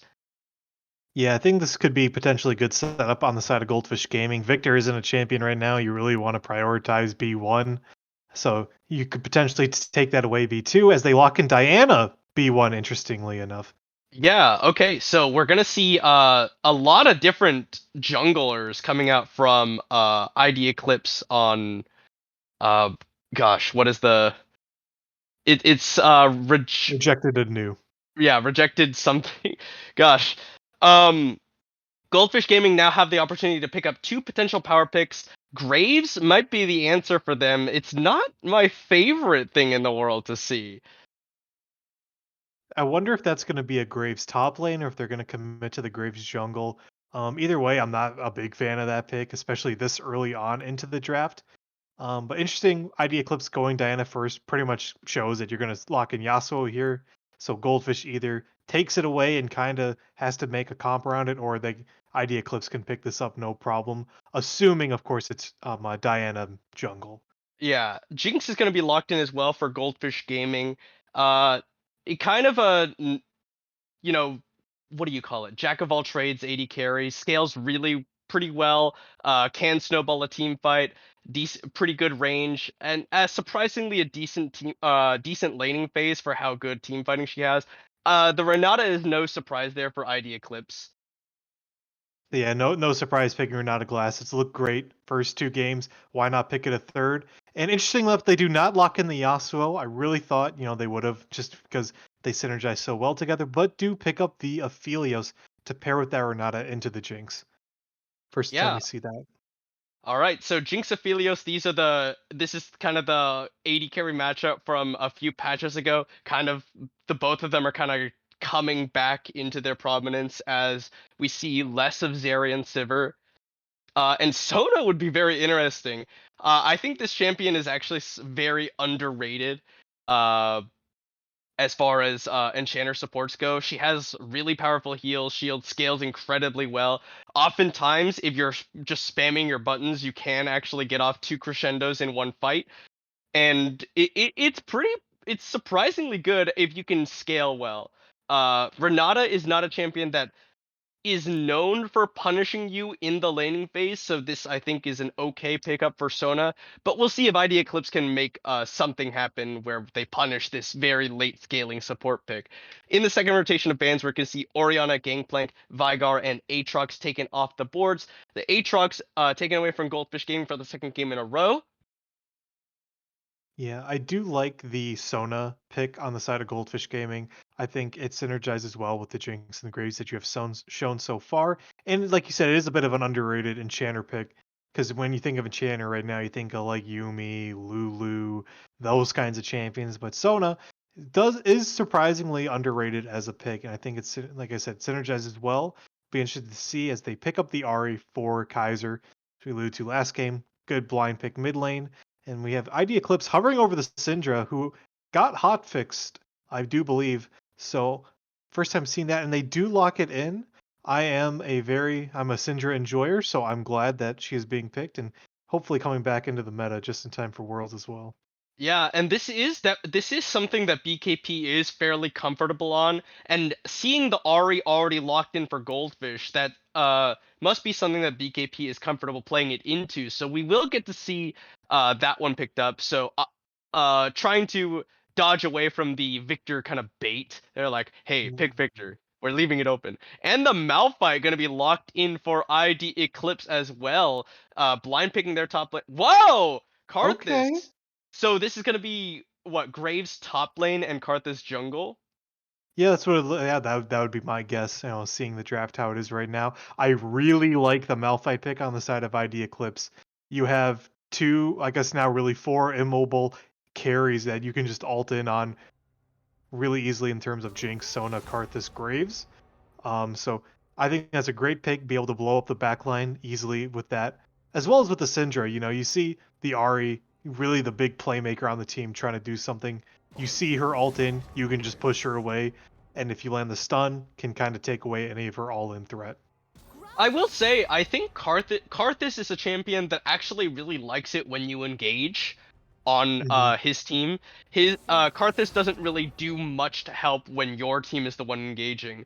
But if ID Eclipse are the one engaging on Goldfish Gaming, well, Karthus is like, "Thanks, I'm right here. Come at me. If I Yep. die, I'm still doing a ton of damage. Frankly, more damage because I can't be CC'd out of my lay wastes anymore." Uh, and Karthus's damage is, it has always been nothing to scoff at. Um, there's potential for ID Eclipse to just sort of get destroyed whenever he presses R, such that they can't contest objectives, such that they can't win team fights. And when you press R as Karthus, you're softening everybody up to Hmm. just get reset, excited, excited, excited. Jinx is just gonna go crazy with the extra benefit from Sona, just speeding her up, giving her shields, etc., etc. Right. That being said, that relies on Goldfish Gaming not falling behind as they did in game number 1, and not throwing like they did in game number 2. That's what I was just about to say. That I do 100% agree with you. The points on Karthus, but for the first, but looking at history, these first two games, Mossy has looked, frankly, rather useless in most of these games. So really up to not fall behind too early, being able to scale up because, like you said, that because Karthus is going to hurt a ton and it's going to be very impactful when on the side for Goldfish Gaming into the engage. We have Malphite's looking to go in, Dinah's looking to go in, be able to really melt those two down and Jinx be able to take over a fight with those get excited. Yeah, so I don't know. I expect Goldfish Gaming to be, you just press your R key as Karthus, you do what damage you can. Everyone's just kind of there trying to pick off whoever they can, and then you have Jinx to kind of clean up anybody who's left. That's kind of how Goldfish Gaming's team fight works. Because frankly, they don't have very much CC at all, actually. They have a slow from Karthus, they've got Crescendo, and that's Crescendo is basically their only AoE CC. Let's see, yeah. Um Yeah, yeah, really I don't tough for know. Graves to, picking the Graves really tough to, pivot anything off of that because, you kind of give up any form of CC you could have coming out from top lane. So it just seems kind of limiting in that regard.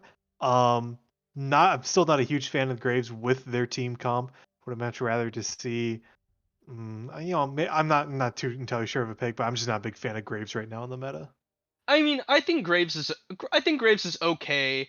Uh, it is also kind of nice because it's very blindable, I think. But the Malphite pickup here, it makes it really difficult. I think Graves will be able to win very early lane, but after Malphite gets like steel caps, basically, the lane is Mhm. just like uncontestable. I think from that point on for the Graves, you never have a chance to pressure the Malphite again. The Diana, The Diana pickup did kind of signal like you were saying a Yasuo. I don't know. Does BKP play a lot of Yasuo? I'm not entirely sure if he does, but I feel, as someone who's not much of a Yasuo player myself, that combo with Diana makes it really, pretty easy to pick up in Hmm. terms of that. So kind of surprised they didn't pick it, but I'm not a big opposed to the Syndra pick either with it. Yeah, I'm just curious as to like maybe they're trying to pick something that wouldn't struggle as much against Yasuo in the like for their jungle top. That's why they Mhm. wanted to pick up this Graves so badly. But the other thing is the Renata here is surprisingly dissonant from the rest of ID Eclipse's comp. Renata really is a lot better when you're getting engaged on, similar to Mhm. like Karthus, like we were talking about, as compared to when your team is engaging on them, which is precisely what Malphite Diana are trying to do. Malphite Diana don't really have. They're not really as impactful when they're getting engaged on as when they're the Right. ones who are pushing the issue. We're gonna look. Where looks like we're about a minute and a half into the spectator delay, so we're gonna take a short break as we wait for game number 3 to get started. Will Goldfish Gaming be able to begin the reverse sweep, or will ID Eclipse cut them down at 3-0? We'll see you back in just a few minutes. Thanks for watching.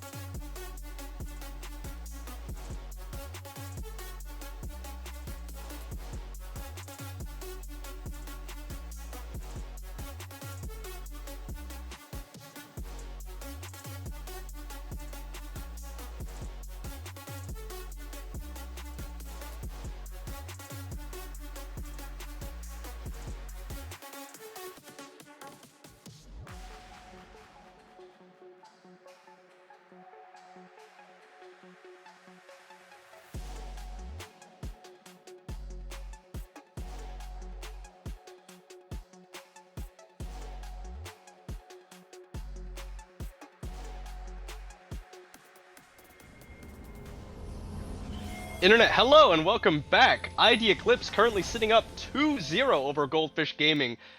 Goldfish Gaming need to reverse sweep this one 3 games in a row in order to not be eliminated from the Classic Championship Series and their very short dynasty dashed. 30 seconds until Yeah, the trying to keep spawn. hopes alive with in Game 3. I like the adaptations we kind of alluded to in the draft process of, yes, they did pick the Renata again for the 3rd time in a row, which they've struggled mightily into, but they don't have a lot in terms of engage, which really is what Renata wants to play into. So it's a good adaptation. We'll see how well they can execute on this adaptation. It looks like we are just standing in a standard 5-point this game. Neither team looking for invades for deep vision or anything too crazy. Yeah, nothing too out of the ordinary as we look across the sides here. So I'm gonna look this up because I don't play much AD carry. Is there a reason to go fleet footwork on Aphelios rather than lethal tempo? Is that like the thing for him? I would say I'd say I'm not too familiar either, but I wouldn't think so. I feel like that this is an adaptation playing into the Sona. You know, probably anticipates getting poked a lot in this lane, so maybe he's just doing it for more lane survivability. But even then, kind of an interesting, not a choice that I'm a big fan of. Or maybe he just goes that, and I don't know what I'm talking about.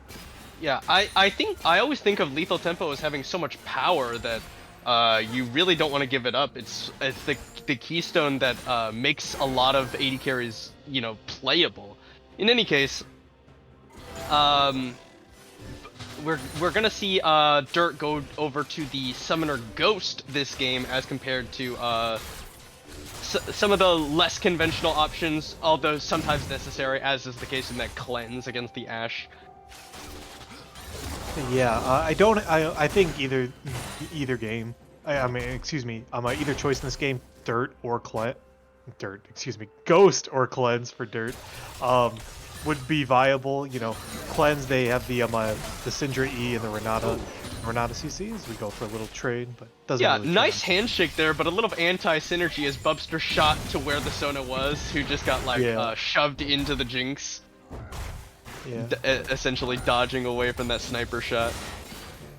But Dirt opting for the Ghost. When he gets excited, he can pop that as well, go absolutely crazy, or have bonus survivability in terms of kiting as well. Yeah, I think lethal tempo is just such an insanely powerful a keystone for these auto attack based AD carries. Right. Yep. Eddie boy, just, you know, this is kind of how we expect it to go. He's Malphite, doesn't have really a lot of trading power early on. Nice little stun there from BKP onto Kaiser. Will get himself a nice little trade. Here's the Charm coming in into Kaiser, and the Electrocute procced up, as well as an Orb of Deception coming across the side. We'll trade back quite nicely there from Kaiser, but running fairly low on mana here is Rejected Anew, sniffing out a ward. Mossy going for some counter invade, or some invade as he comes around from behind onto BKP. Is going to look for the late waste. Dark Harvest does proc, and BKP will have to flash to avoid giving up a kill. Good proactivity on the side of Mossy. You know, seeing Diana had left any camps up, or if any camps were spawning. As we see again, Diana for the 3rd game in a row, going for the full clear initially. Also important to know, was able to get a Dark Harvest. Oh, looks good like Dirt's in handshake. trouble. Dirt is in trouble. He's exhausted. Bubster just continuing to lay autos onto him. And meanwhile, in the mid lane, Kaiser getting a solo kill on Rejected Anew's gank. He'll flash forward to follow that one and will get the kill back. Now Bubster going very low. Flash forward from Dirt. Will one more auto finish the job? Dodge away from the zap. Summoner Heal comes out. There's an auto attack and there's the handshake. Bubster gets the kill onto Dirt. And now Oreo is in trouble. Oreo gonna get slowed up by that one. Will the handshake come back out? He'll flash away from it. And that'll be a kill in the bottom lane. Kaiser getting the solo onto BKP before getting taken out by Rejected Anew. And then both bot lanes going a little bit too deep. Bubster went deep. They tried to turn it around. They start retreating. Dirt now all of a sudden goes too deep, takes a ton of damage. The handshake comes off cooldown, and Bubster's the one who claims the kill. I would say really chaotic right there, right at the 4-minute mark. We have a Rejected Anew going for a gank onto Kaiser. Kaiser was able to turn that around with the great trade earlier onto the Syndra, being able to burn a lot of her HP out on that regard. Get the trade kill, so that's good for the side of Kaiser. And then bot lane, it started off, Dirt was in trouble. Then Dirt said, I'm not, what is the quote? Yeah, you're not locked in here. I'm not locked here with you. You're locked in here with me. And then they turned around again. It looked like we have another fight going on potentially. Kaiser did land a charm there. Mossy gonna flash in, goes for the late waste, does get stunned immediately. Nice response from BKP. I think Mossy was intended to flash and then throw down the wall of pain. That would have allowed his team to continue chasing. But he goes for the lay waste first and then immediately gets stunned out. So nothing to be gone there. Mossy essentially just losing his flash for nothing there. Let's say in theory, I do agree with you. He probably was trying to flash WQ, or maybe in his mind he's like, I need this Dark Harvest stack more than anything else, and decided his flash is worth it. Agree or disagree, that's ended up what being happening, as nothing really transpires except for the Karthus now not having a flash.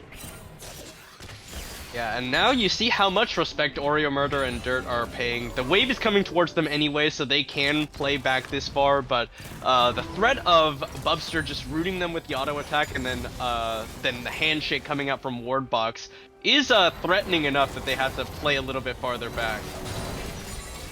Yeah, Bubster getting that kill early on, including about 10-13 CS lead, decent chunk ahead of gold against Dirt early on, as even as this continues into game 3, early control of dragons on the side of IDE, as they almost certainly will pick up this first Infernal Charge. Yeah, they got Dragon Soul in just 4 dragons in all in the first 2 games. They could potentially do it. Oh, Unstoppable Force looking at mid lane. Kaiser has no flash. He does have the Spirit Rush. Flash in there. Into the Scout of the Week. Perfect chain CC. Beautifully played by the solo laners of ID Eclipse to get another kill on the Kaiser. Say perfectly played on the side of ID Eclipse, and the fact, again, they did this a lot in game 1 with Rek'Sai and Ashe, is that they layered the CCs. So yes, the fact Kaiser did have ultimate up, but he just wasn't able to use it because he just could not move. Extremely well played, and get an easy kill onto the Malphite for Eddie Boy. Yeah, and really nice to flash ultimate there from Eddie Boy rather than just go for the long distance ultimate, because that's a lot more of a reaction time to use in order to try and get a Spirit Rush off. The flash means that there's no chance to react to the ultimate, and then the knockup is long enough that the Scout of the Week stun just chained into all the damage necessary they need. Right, and now that I think about it, I don't, we mentioned how much control that ID has had on dragons. I don't think Goldfish has gotten a neutral objective this entire series so far, which is just incredibly, telling to, explain why ID has been able to take such a dominant 2-0 lead so far. Is that they've been getting the control early on both Rift and Dragons, to the point where Goldfish are just, getting suffocated out. Oh my gosh, you gotta feel bad for Dirt. He kind of just got abandoned by his support. Gets bullied out by the Renata. Let's say loses the trade 1v1 to the Renata, getting zoned out. Feels really bad if you're Dirt. You're just absolutely useless right now. Yeah, and it feels really bad too, because if you're... Oh, hold on, there's the handshake into the ultimate. They're gonna go berserk. Oreo Murder is gonna be the target, but really good flame chompers from Dirt to keep Bubster from chasing any farther. Scout of the Week is gonna stun him up, but the charm had already connected. So much damage coming out. Another handshake lands from Wardbox into the sniper shot. Do they have enough damage? Bubster gonna throw out the ultimate. Nice sidestep from both members of Goldfish Gaming. Okay. Dirt was probably gonna live there anyways, because Sona still has the heal up, but would have been able to burn more summoners if landed that. Looks like more damage is going on to Dirt as he's getting zoned off this huge wave of Diana coming down as well. Yeah, they're gonna get zoned off of this tower here as Mossy has found BKP on the roam down. They're looking for some more. The slow coming out. There's the Requiem coming up from Mossy, and here comes Kaiser trying to clean somebody up. Charm goes down. Rocket takes out BKP. He's excited, but he can't be in the fight because he's so low. Mossy going very low as he gets taken down by Rejected Anew. Surely but slowly there. They do lose the ultimate there from Karthus. Kaiser gonna get exhausted. Rejected Anew gonna go for the get zapped up. No, it's shut down going over to Oreo Murderer. And Eddie Boy! Great play! The Malphite! Almost lived there, but it's a very, very, very slow 4 for, what, 2 there? Yeah, 4 for 2. That was really, it started off looking very promising on the side of ID Eclipse. They just, they really tried to absolutely punish this bot lane with the Syndra roaming behind them, but Goldfish had a good read on the play, responding well, chunking out the Syndra. Not being able to use her Scatter the Weak there, had to Scatter the Weak off of the Karthus earlier in the jungle, so wasn't able to use that on the bot lane. So good play by Goldfish to get back into this lead, as it started to look like that IDE was still back in control. Yeah, and the reason that happens is because BKP takes a little bit too aggressive of a path through the enemy jungle. The enemy jungler is walking in through there directly towards you already, and your teammates who are in bottom lane zoning the enemy bot lane can't get to you without going through Goldfish Gaming's bot lane. So they kind of get the jump on BKP. BKP ends up not being able to contribute much to that fight, and then by then they're committed to a losing fight, basically. Yeah, and we're not even mentioning the turnaround that Malphite had on top lane onto the Graves and Matt G, turning what looked like a easy solo kill for Matt G into a 1-for-1 underneath his turret. Yeah, good use of Unstoppable Force, and that's kind of always the danger when you're attempting to dive a Malphite. It's always dangerous diving a Malphite who has ultimate up. Yeah, it may look like an easy kill, but Unstoppable Force, tower damage on top of that can really turn around, and he does a surprising amount of damage, especially early on in this game. Alright, so gold lead is pretty small here. It's only about 300-400 gold at this point. BKP now gonna get aggressed on by Kaiser, looking for a charm. And now Mossy coming in bot lane. Oreo Murderer did not actually quite get the slow, and there's the ultimate being used. Holy cow, so much damage! Oreo Murderer and Mossy just instantly go down. And Rejected and you, with the help of Bubster's ultimate, are just wrecking them apart. They do lose ward bugs just to the extra damage coming up from Mossy and Dirt off the side. So not the worst thing in the world for them, but definitely we're not expecting Diana and Aphelios to just turn it around like that. Alright, this should result in Drake for the side of IDE yet again. Syndra was able to teleport back in. Yeah, Kaiser is here, and they do have the Requiem coming in as well. Kaiser trying to turn it around on a Bubster. He's got the support of Oreo Murderer, but BKP is here now, and the Dragon is helping him out. Bubster goes down to the Dragon, basically. So I had thought that Mossy had used the Requiem earlier in that fight. Guess they did not, so able to turn that around, and maybe now they can finally secure their first dragon of the series. Looks like they are, barring a crazy steal by this Renata. Yeah, sure they got it. Okay, good. They did it. They got a dragon this series. They can't lose soul as quickly now.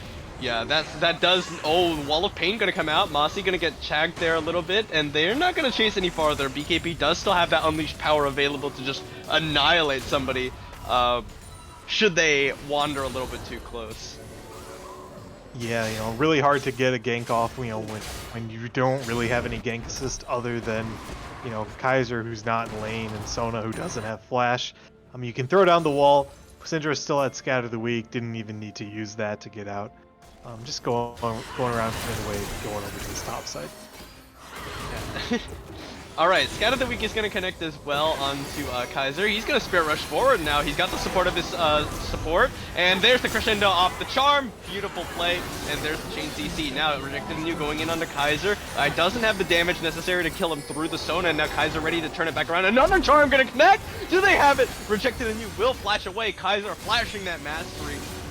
Showing up a little bit as those double charms are going to connect and force out the flash after the kill. A bit of an interesting play on the side of Rejected Anew. He must just be feeling himself after, playing so well this series. He opts to try and fight in a 2v1 that no way does he win. He has to end up burning his flash for literally no reason. So interesting choice by him. Hopefully for him that doesn't end up biting him later on in this game. Yeah, Rejected Anew is going for this newer tank Diana build where you Nashor Sunfire and then maybe a Demonic later on to cap it off. Zhonya's is also an option, but you end up being really tanky while doing an unreasonable amount of damage for how tanky you are as Diana. As a result, though, he doesn't have the damage that maybe would have allowed him to get a kill in that particular scenario. Matt G gonna be found by Eddie Boy here. They do have Rejected in You on the way up. Matt G might be the target here. Unstoppable Force is available, but they're not gonna commit because they know Goldfish Gaming could be around the corner there. Yeah, and like you said, this opting for this Diana build where he's going pretty tanky, will pay dividends later on in the game. I do believe. It looks like Kaiser. He just gets jumped on by Kaiser. There's a great scout of the week. Do they have the damage? Oh, a double force interrupts. He's Requiem. The Requiem is cancelled out. Now, meanwhile, Rejected in You dueling in on the Magi and Oreo murderer. And now the collateral damage comes out. Now Eddie Boy's on the run. And here comes the rest of them. Bubster and BKP and Wardbox on the way up. They're getting flanked up by Dirt, but now Dirt is just going to be the focus. Great stun from BKP, shuts him down. Matt G is going in. The Rift Herald, who's it secured by? I didn't see. Bubster just laying waste to them. There's the Moonlight Vigil. Kaiser Flash Charm, beautiful, onto BKP. Orb Deception coming back will finish the job. Wardbox picks up the Rift Herald, and that'll be a 2 for some number of kills. I'll say what a sloppy exchange by both teams there. ID Eclipse did end up getting the Rift Herald, but you have Dirt flanking on Jinx behind the enemy team. That's not exactly the angle you want to go for. With Jinx, not exactly a strong flanking AD carry like Twitch. So they're able to turn around and punish that pretty easily.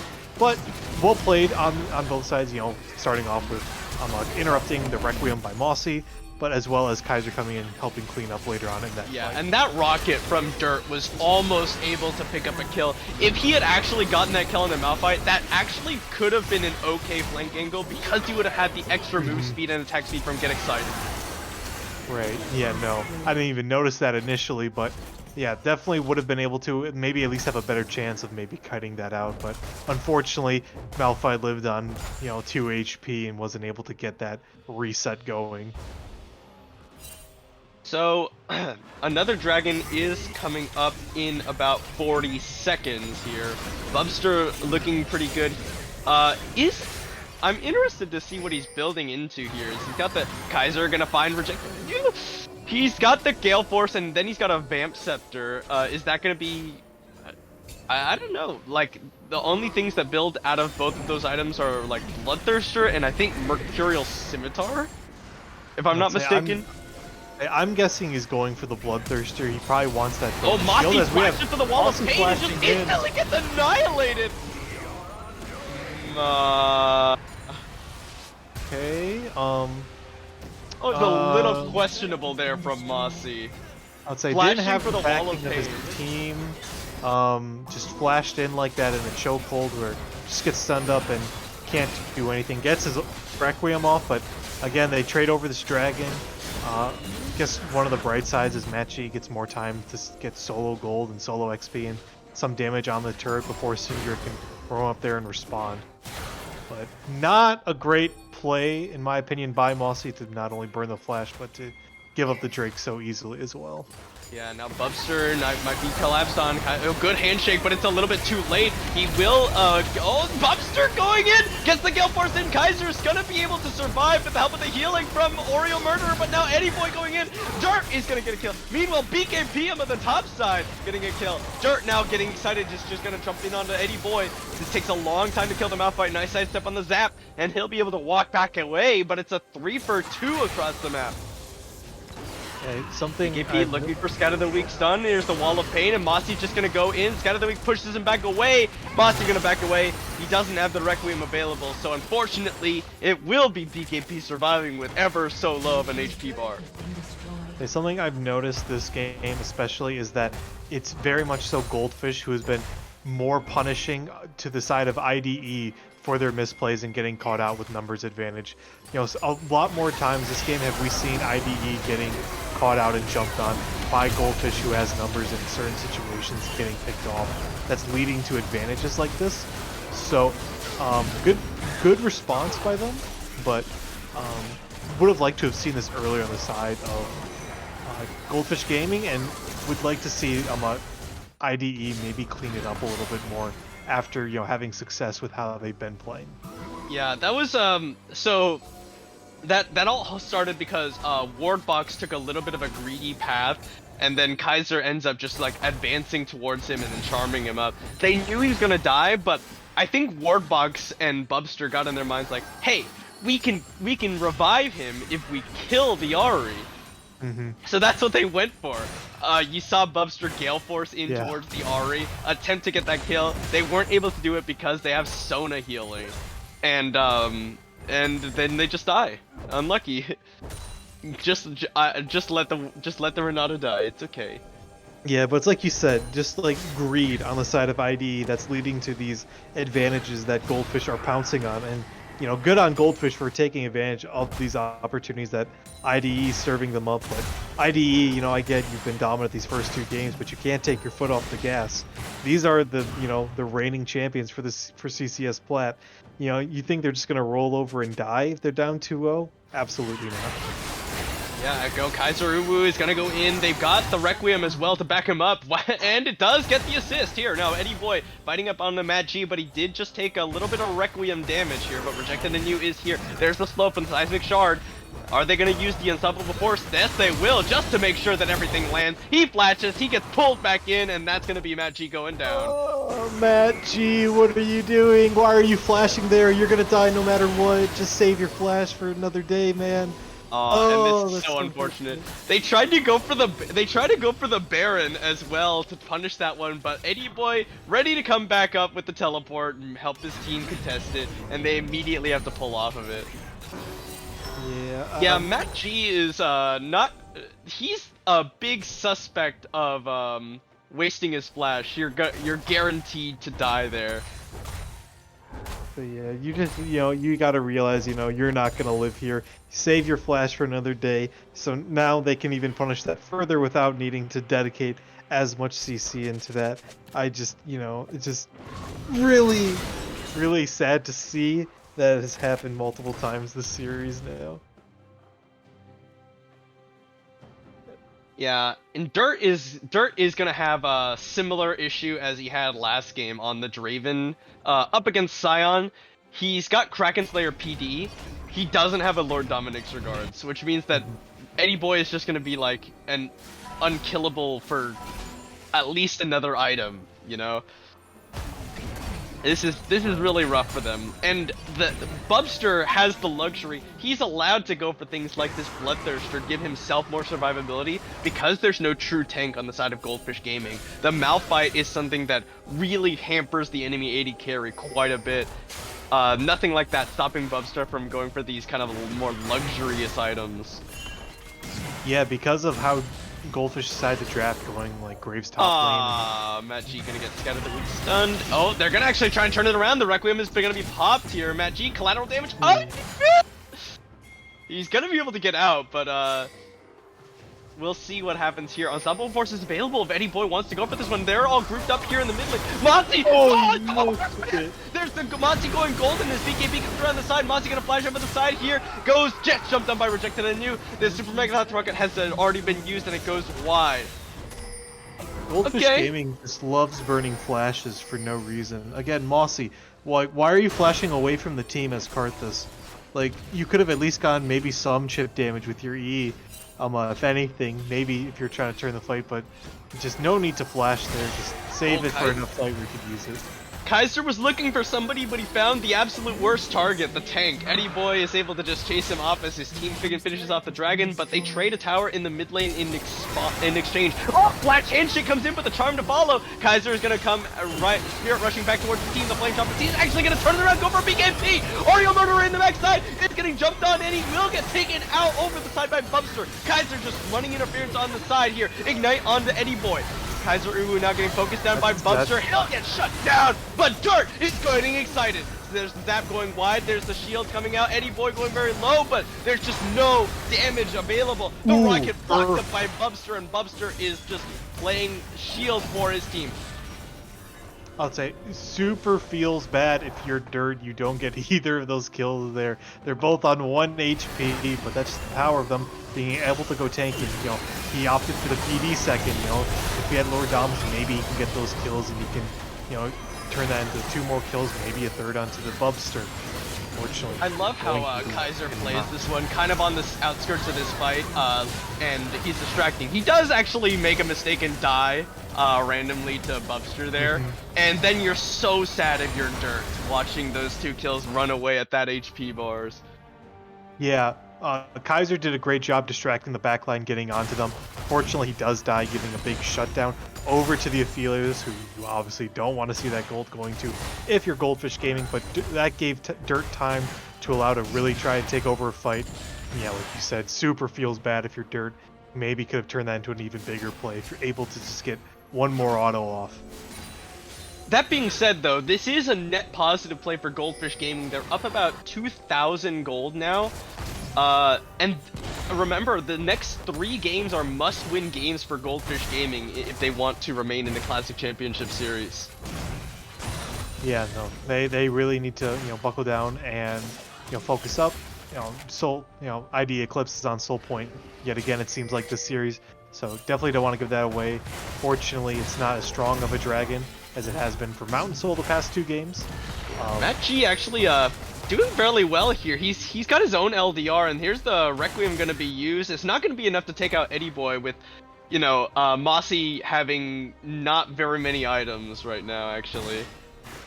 Yeah, but Mossy with that Dark Harvest is stacking pennies. Eventually, surely that all those Dark Harvest stacks that have been going for with that, both using your flash and your ultimate for, will pay off eventually, because you're just gonna keep scaling as Karthus and just keep doing so much damage just bursting out. Yeah, so Matt G has his own Bloodthirster as well now, so I think it's at the point where Eddie Boy probably can't contest him very well in lane, but they can send multiple people down for nice juke. I don't know if that was a juke or if they just like, let him go. It's not worth the trouble. So yeah, I think they just kind of let him go. They're like, we don't want to waste everything on them, because we don't, on the side of IDE, you don't really have vision on the enemy team. You assume if you commit down there, they're going to try to force Baron with the numbers advantage they have. So good on them to not commit to that, so they wouldn't just lose Baron straight up. On the one hand, you do want to kill the split pusher so that you don't have him pushing while you contest Baron. On the other hand, you don't want to commit too many resources to killing the split pusher, because then you don't have him when you fight the Baron. So it's tough for IDE if Goldfish Gaming. For once, their split pusher is actually able to have that pressure pushing out the enemy top laner. Would also like to point out that Dirt has opted for the Infinity Edge 3rd item and not the Lord Dominic's, both AD carries up to 3 items. Huh? I'm also using. Okay. I guess he thought that might have been miscommunication. He probably thought that Matt G was gonna commit more and fight, actually fight that one rather than just kind of poke him out and steal away some Krugs. That's a little unfortunate for Goldfish. No, but it looks like at least it's looking like it'll be off cooldown maybe around the time Dragon spawns, so maybe it won't end up mattering too much. But super awkward looking play, to say the least, on the side of Goldfish.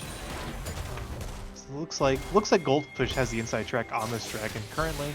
But that's a zap onto Rejected and You. They could potentially commit to this one. The Wall of Pain not quite going to catch the slow there. And yeah, it is still very hard to actually commit into the Diana, because as you can see, a lot tankier now. Demonic Embrace plus Sunfire Cape finished off. Yeah, getting those are the real core items for this tankier Diana build, where she just doesn't seem to die and just seems to do unreasonable amounts of damage, like you said earlier. Dragon started up, and you've got Kaiser on the flank here. They do zone them away. Mossy is now potentially just getting jumped on here. They're gonna get him pulled in. Matt G. Mossy goes golden. Is Rejected is just getting melted. There's Super Rocket going out. Doesn't quite connect on anybody. Dragon going very low. Warbox flashes away. It's secured. Cloud Soul over to ID Eclipse, and now the fight is breaking out, and they're winning it. Bubster is just unloading onto them, and Eddie Boy just distracting Dirt. He doesn't have to kill him, just distract him long enough for his team to win the fight.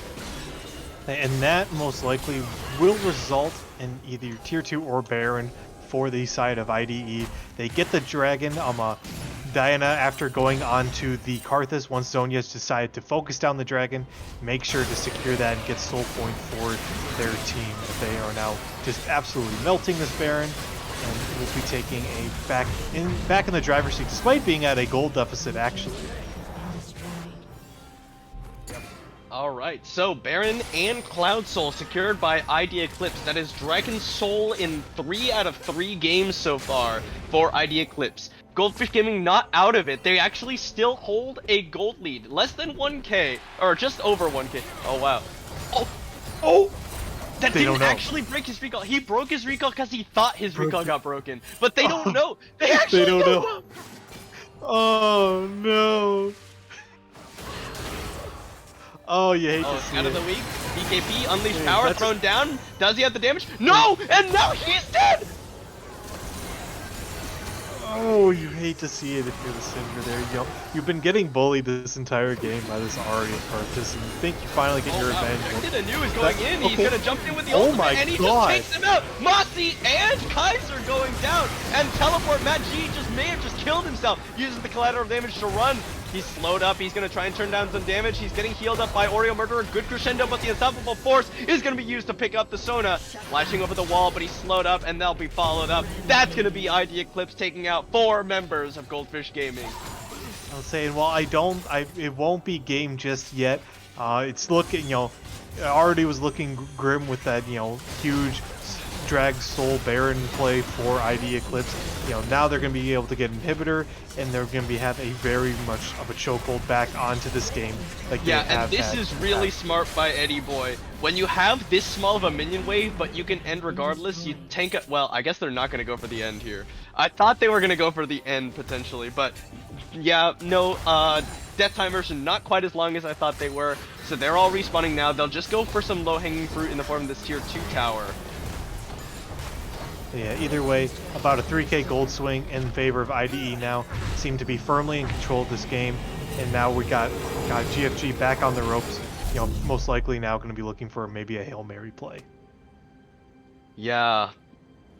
Oh man, mid inhibitor going down. It's not the end of the world. In fact, mid inhibitor going down is oftentimes not bad for Goldfish Gaming. It means that they'll have a steady stream of EXP coming in as the minions push into their base. They just have to make sure that they, actually absorb it. This is the power of Diana. You just kind of go in whenever you feel like it, and you have enough damage to kill everybody, and you also have enough tankiness to not die when you're just getting focused down. This is so sad for Sona. Yeah, just seeing Diana just absolutely melt, Kaiser and Karthus, just before Mossy really begins, and that jungle is not your jungle, Mossy. You cannot be there. They Off own the Requiem that now. does it gets through his bloodthirst, and he's full. And there's the shield back. And that shield is just so massive on the field, even with the Requiem. Probably didn't even really feel it. Just kind of tickled a little bit. Alright, they're gonna try and look at pushing in this top side. The Charm gonna connect onto Eddie Boy. A fair chunk of damage onto him, but you still gotta respect the Unstoppable Force. Unleashed Power used on the Kaiser. That's a third. That's half their health bar from just the ultimate. But yeah, he was going for the Unleashed Power in the Scout of the Week. And wow, point blank Unstoppable Force used just to take out Matt G. And there goes Reject the New, flashing and jumping on the dirt. He's gonna get taken down. Great play from Oreo Murderer to keep Dirt alive. And now they got a V-Cycle. Scout of the Week stun from downtown. Shutdown goes over as Dirt will fall. Rejected a New tried to give life into Goldfish, but BKP said no thank you, we are going to be taking this game. No hope for you, Goldfish, as they're looking handshake into Scout of the Week. They don't have any follow-up that they want to commit though, so they're gonna back away here. Very, very much still in the commanding lead they are. Just seeing that Scout of the Week combo just from those two abilities, almost 2/3 health Mossy. Just in a really good spot despite being, pushed down really early on in this game, 3-7, not having the greatest game, had a really rough early game, but maybe Oh. Bubster. Yeah, Bubster's found him. Mossy throws on the wall of pain, but Bubster flashes confidently forward. Flash away. Unstoppable force! Great play from Eddie Boy! How'd he get there? Oreo Murderer throws out the crescendo, but just immediately goes down. Now Kaiser is running for his life. Spirit Rush fails the second one over the wall! Flashing away. He's slowed up by the seismic shard. The rocket is, there's the flame chomper's gonna be used. Chain. Oh, great scat of the week. And the Requiem gonna be used. There's the ultimate. Mossy gets exhausted as the Requiem lands. Dirt just unloading into his teammate thanks to that berserk, and this is probably should be the game for ID Eclipse. Yeah, this will be the game. Interesting enough, you're wondering how Malphite was there. He must have just never recalled or took up pathing to give him that flank, because he didn't use teleport. He just used that now, so I guess lack of vision on the side of Goldfish gave him the ability to get that flank onto Sona and Ari to really seal the game. Yeah, I have no idea how Eddie Boy got there, but it was impressive. They're focusing down the Nexus towers. It goes in, rejected anew, and they cannot keep Dirt alive. Crescendo's good, but there's no damage to follow. Matchy throws out the collateral damage as he best he can, but it's gonna be game number 3, 3-0 in favor of ID Eclipse. RIP GFG, your reigning CCS champs knocked out in losers bracket semifinals, losing 3-0 to ID Eclipse. Extremely well played series by them as they take a dominant 3-0. Yeah, really quite impressive. I didn't have any expectations of who would win this one, but I know that Goldfish Gaming had to have been the favorites, given that they are the reigning champions. And to go down 3-0, it's, they've got to be disappointed. They definitely did not expect to go out that way, but really impressive play from ID Eclipse, No, I definitely agree. Definitely, going into the series, I expected Goldfish Gaming to win, or if not, look a lot better than what they showed today. I thought today they looked lost in most games, and they just tried to force a lot when they didn't need to. But credit to ID Eclipse, I thought they played extremely well in these skirmishes and fights, and leveraging their numbers advantage into these small victories that eventually let them take over the game.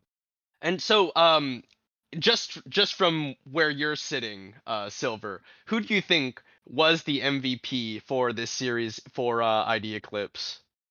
I really thought both Wardbox and Rejected Anew had a really good series. Also credit to Bubster. I thought he played very well all 3 games as well. But personally, I think this Renata Glass most game was very oppressive for into Goldfish. So personally, I think Wardbox had the best series, but I think any of those 3 you listed played absolutely fantastic. Yeah, I struggle, but I think Wardbox is very deserving of it. We're not like giving it to you officially or anything like that, but from where we're sitting, Wardbox, great job. We're gonna take a short break while we pick up somebody for an interview from the side of ID Eclipse. So thanks for watching, and see you in just a little bit for that interview.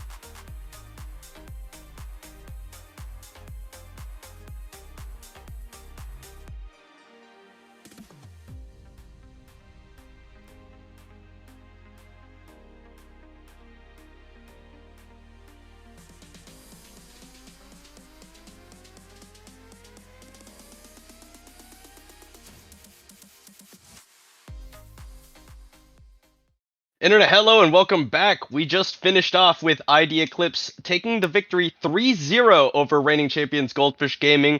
We're going to send it over to Brankles himself, as well as the mid laner for ID Eclipse, XBKP, here for an interview. All right, folks. I'm here with BKP. BK, great victory for you guys, a 3-0 over the defending champs, and now they're eliminated from the playoffs. How are you guys feeling after that one?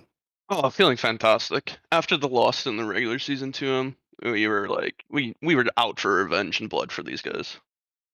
Now, clearly in this series, Mossy, for example, she talked a lot of trash, right? There was a lot of trash talking that came from Goldfish Gaming, but you guys also talked some trash as well. So for you, how does it feel to know that you guys kind of like backed it up? You're taking that next step and looking to make your way further into the playoffs.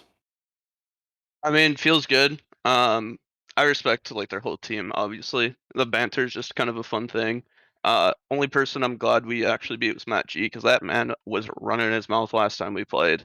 But glad Kaiser is okay from the hospital. It's nice to see him come back and get on the Rift and play against him. It was a good set of games. But it's kind of just expected for us. We were expected to perform. We put this team together to perform, not to be losers like ID Frozen. Yeah, I wasn't gonna ask you, but hey, you guys are carrying that org banner of ID, further and further into the playoffs.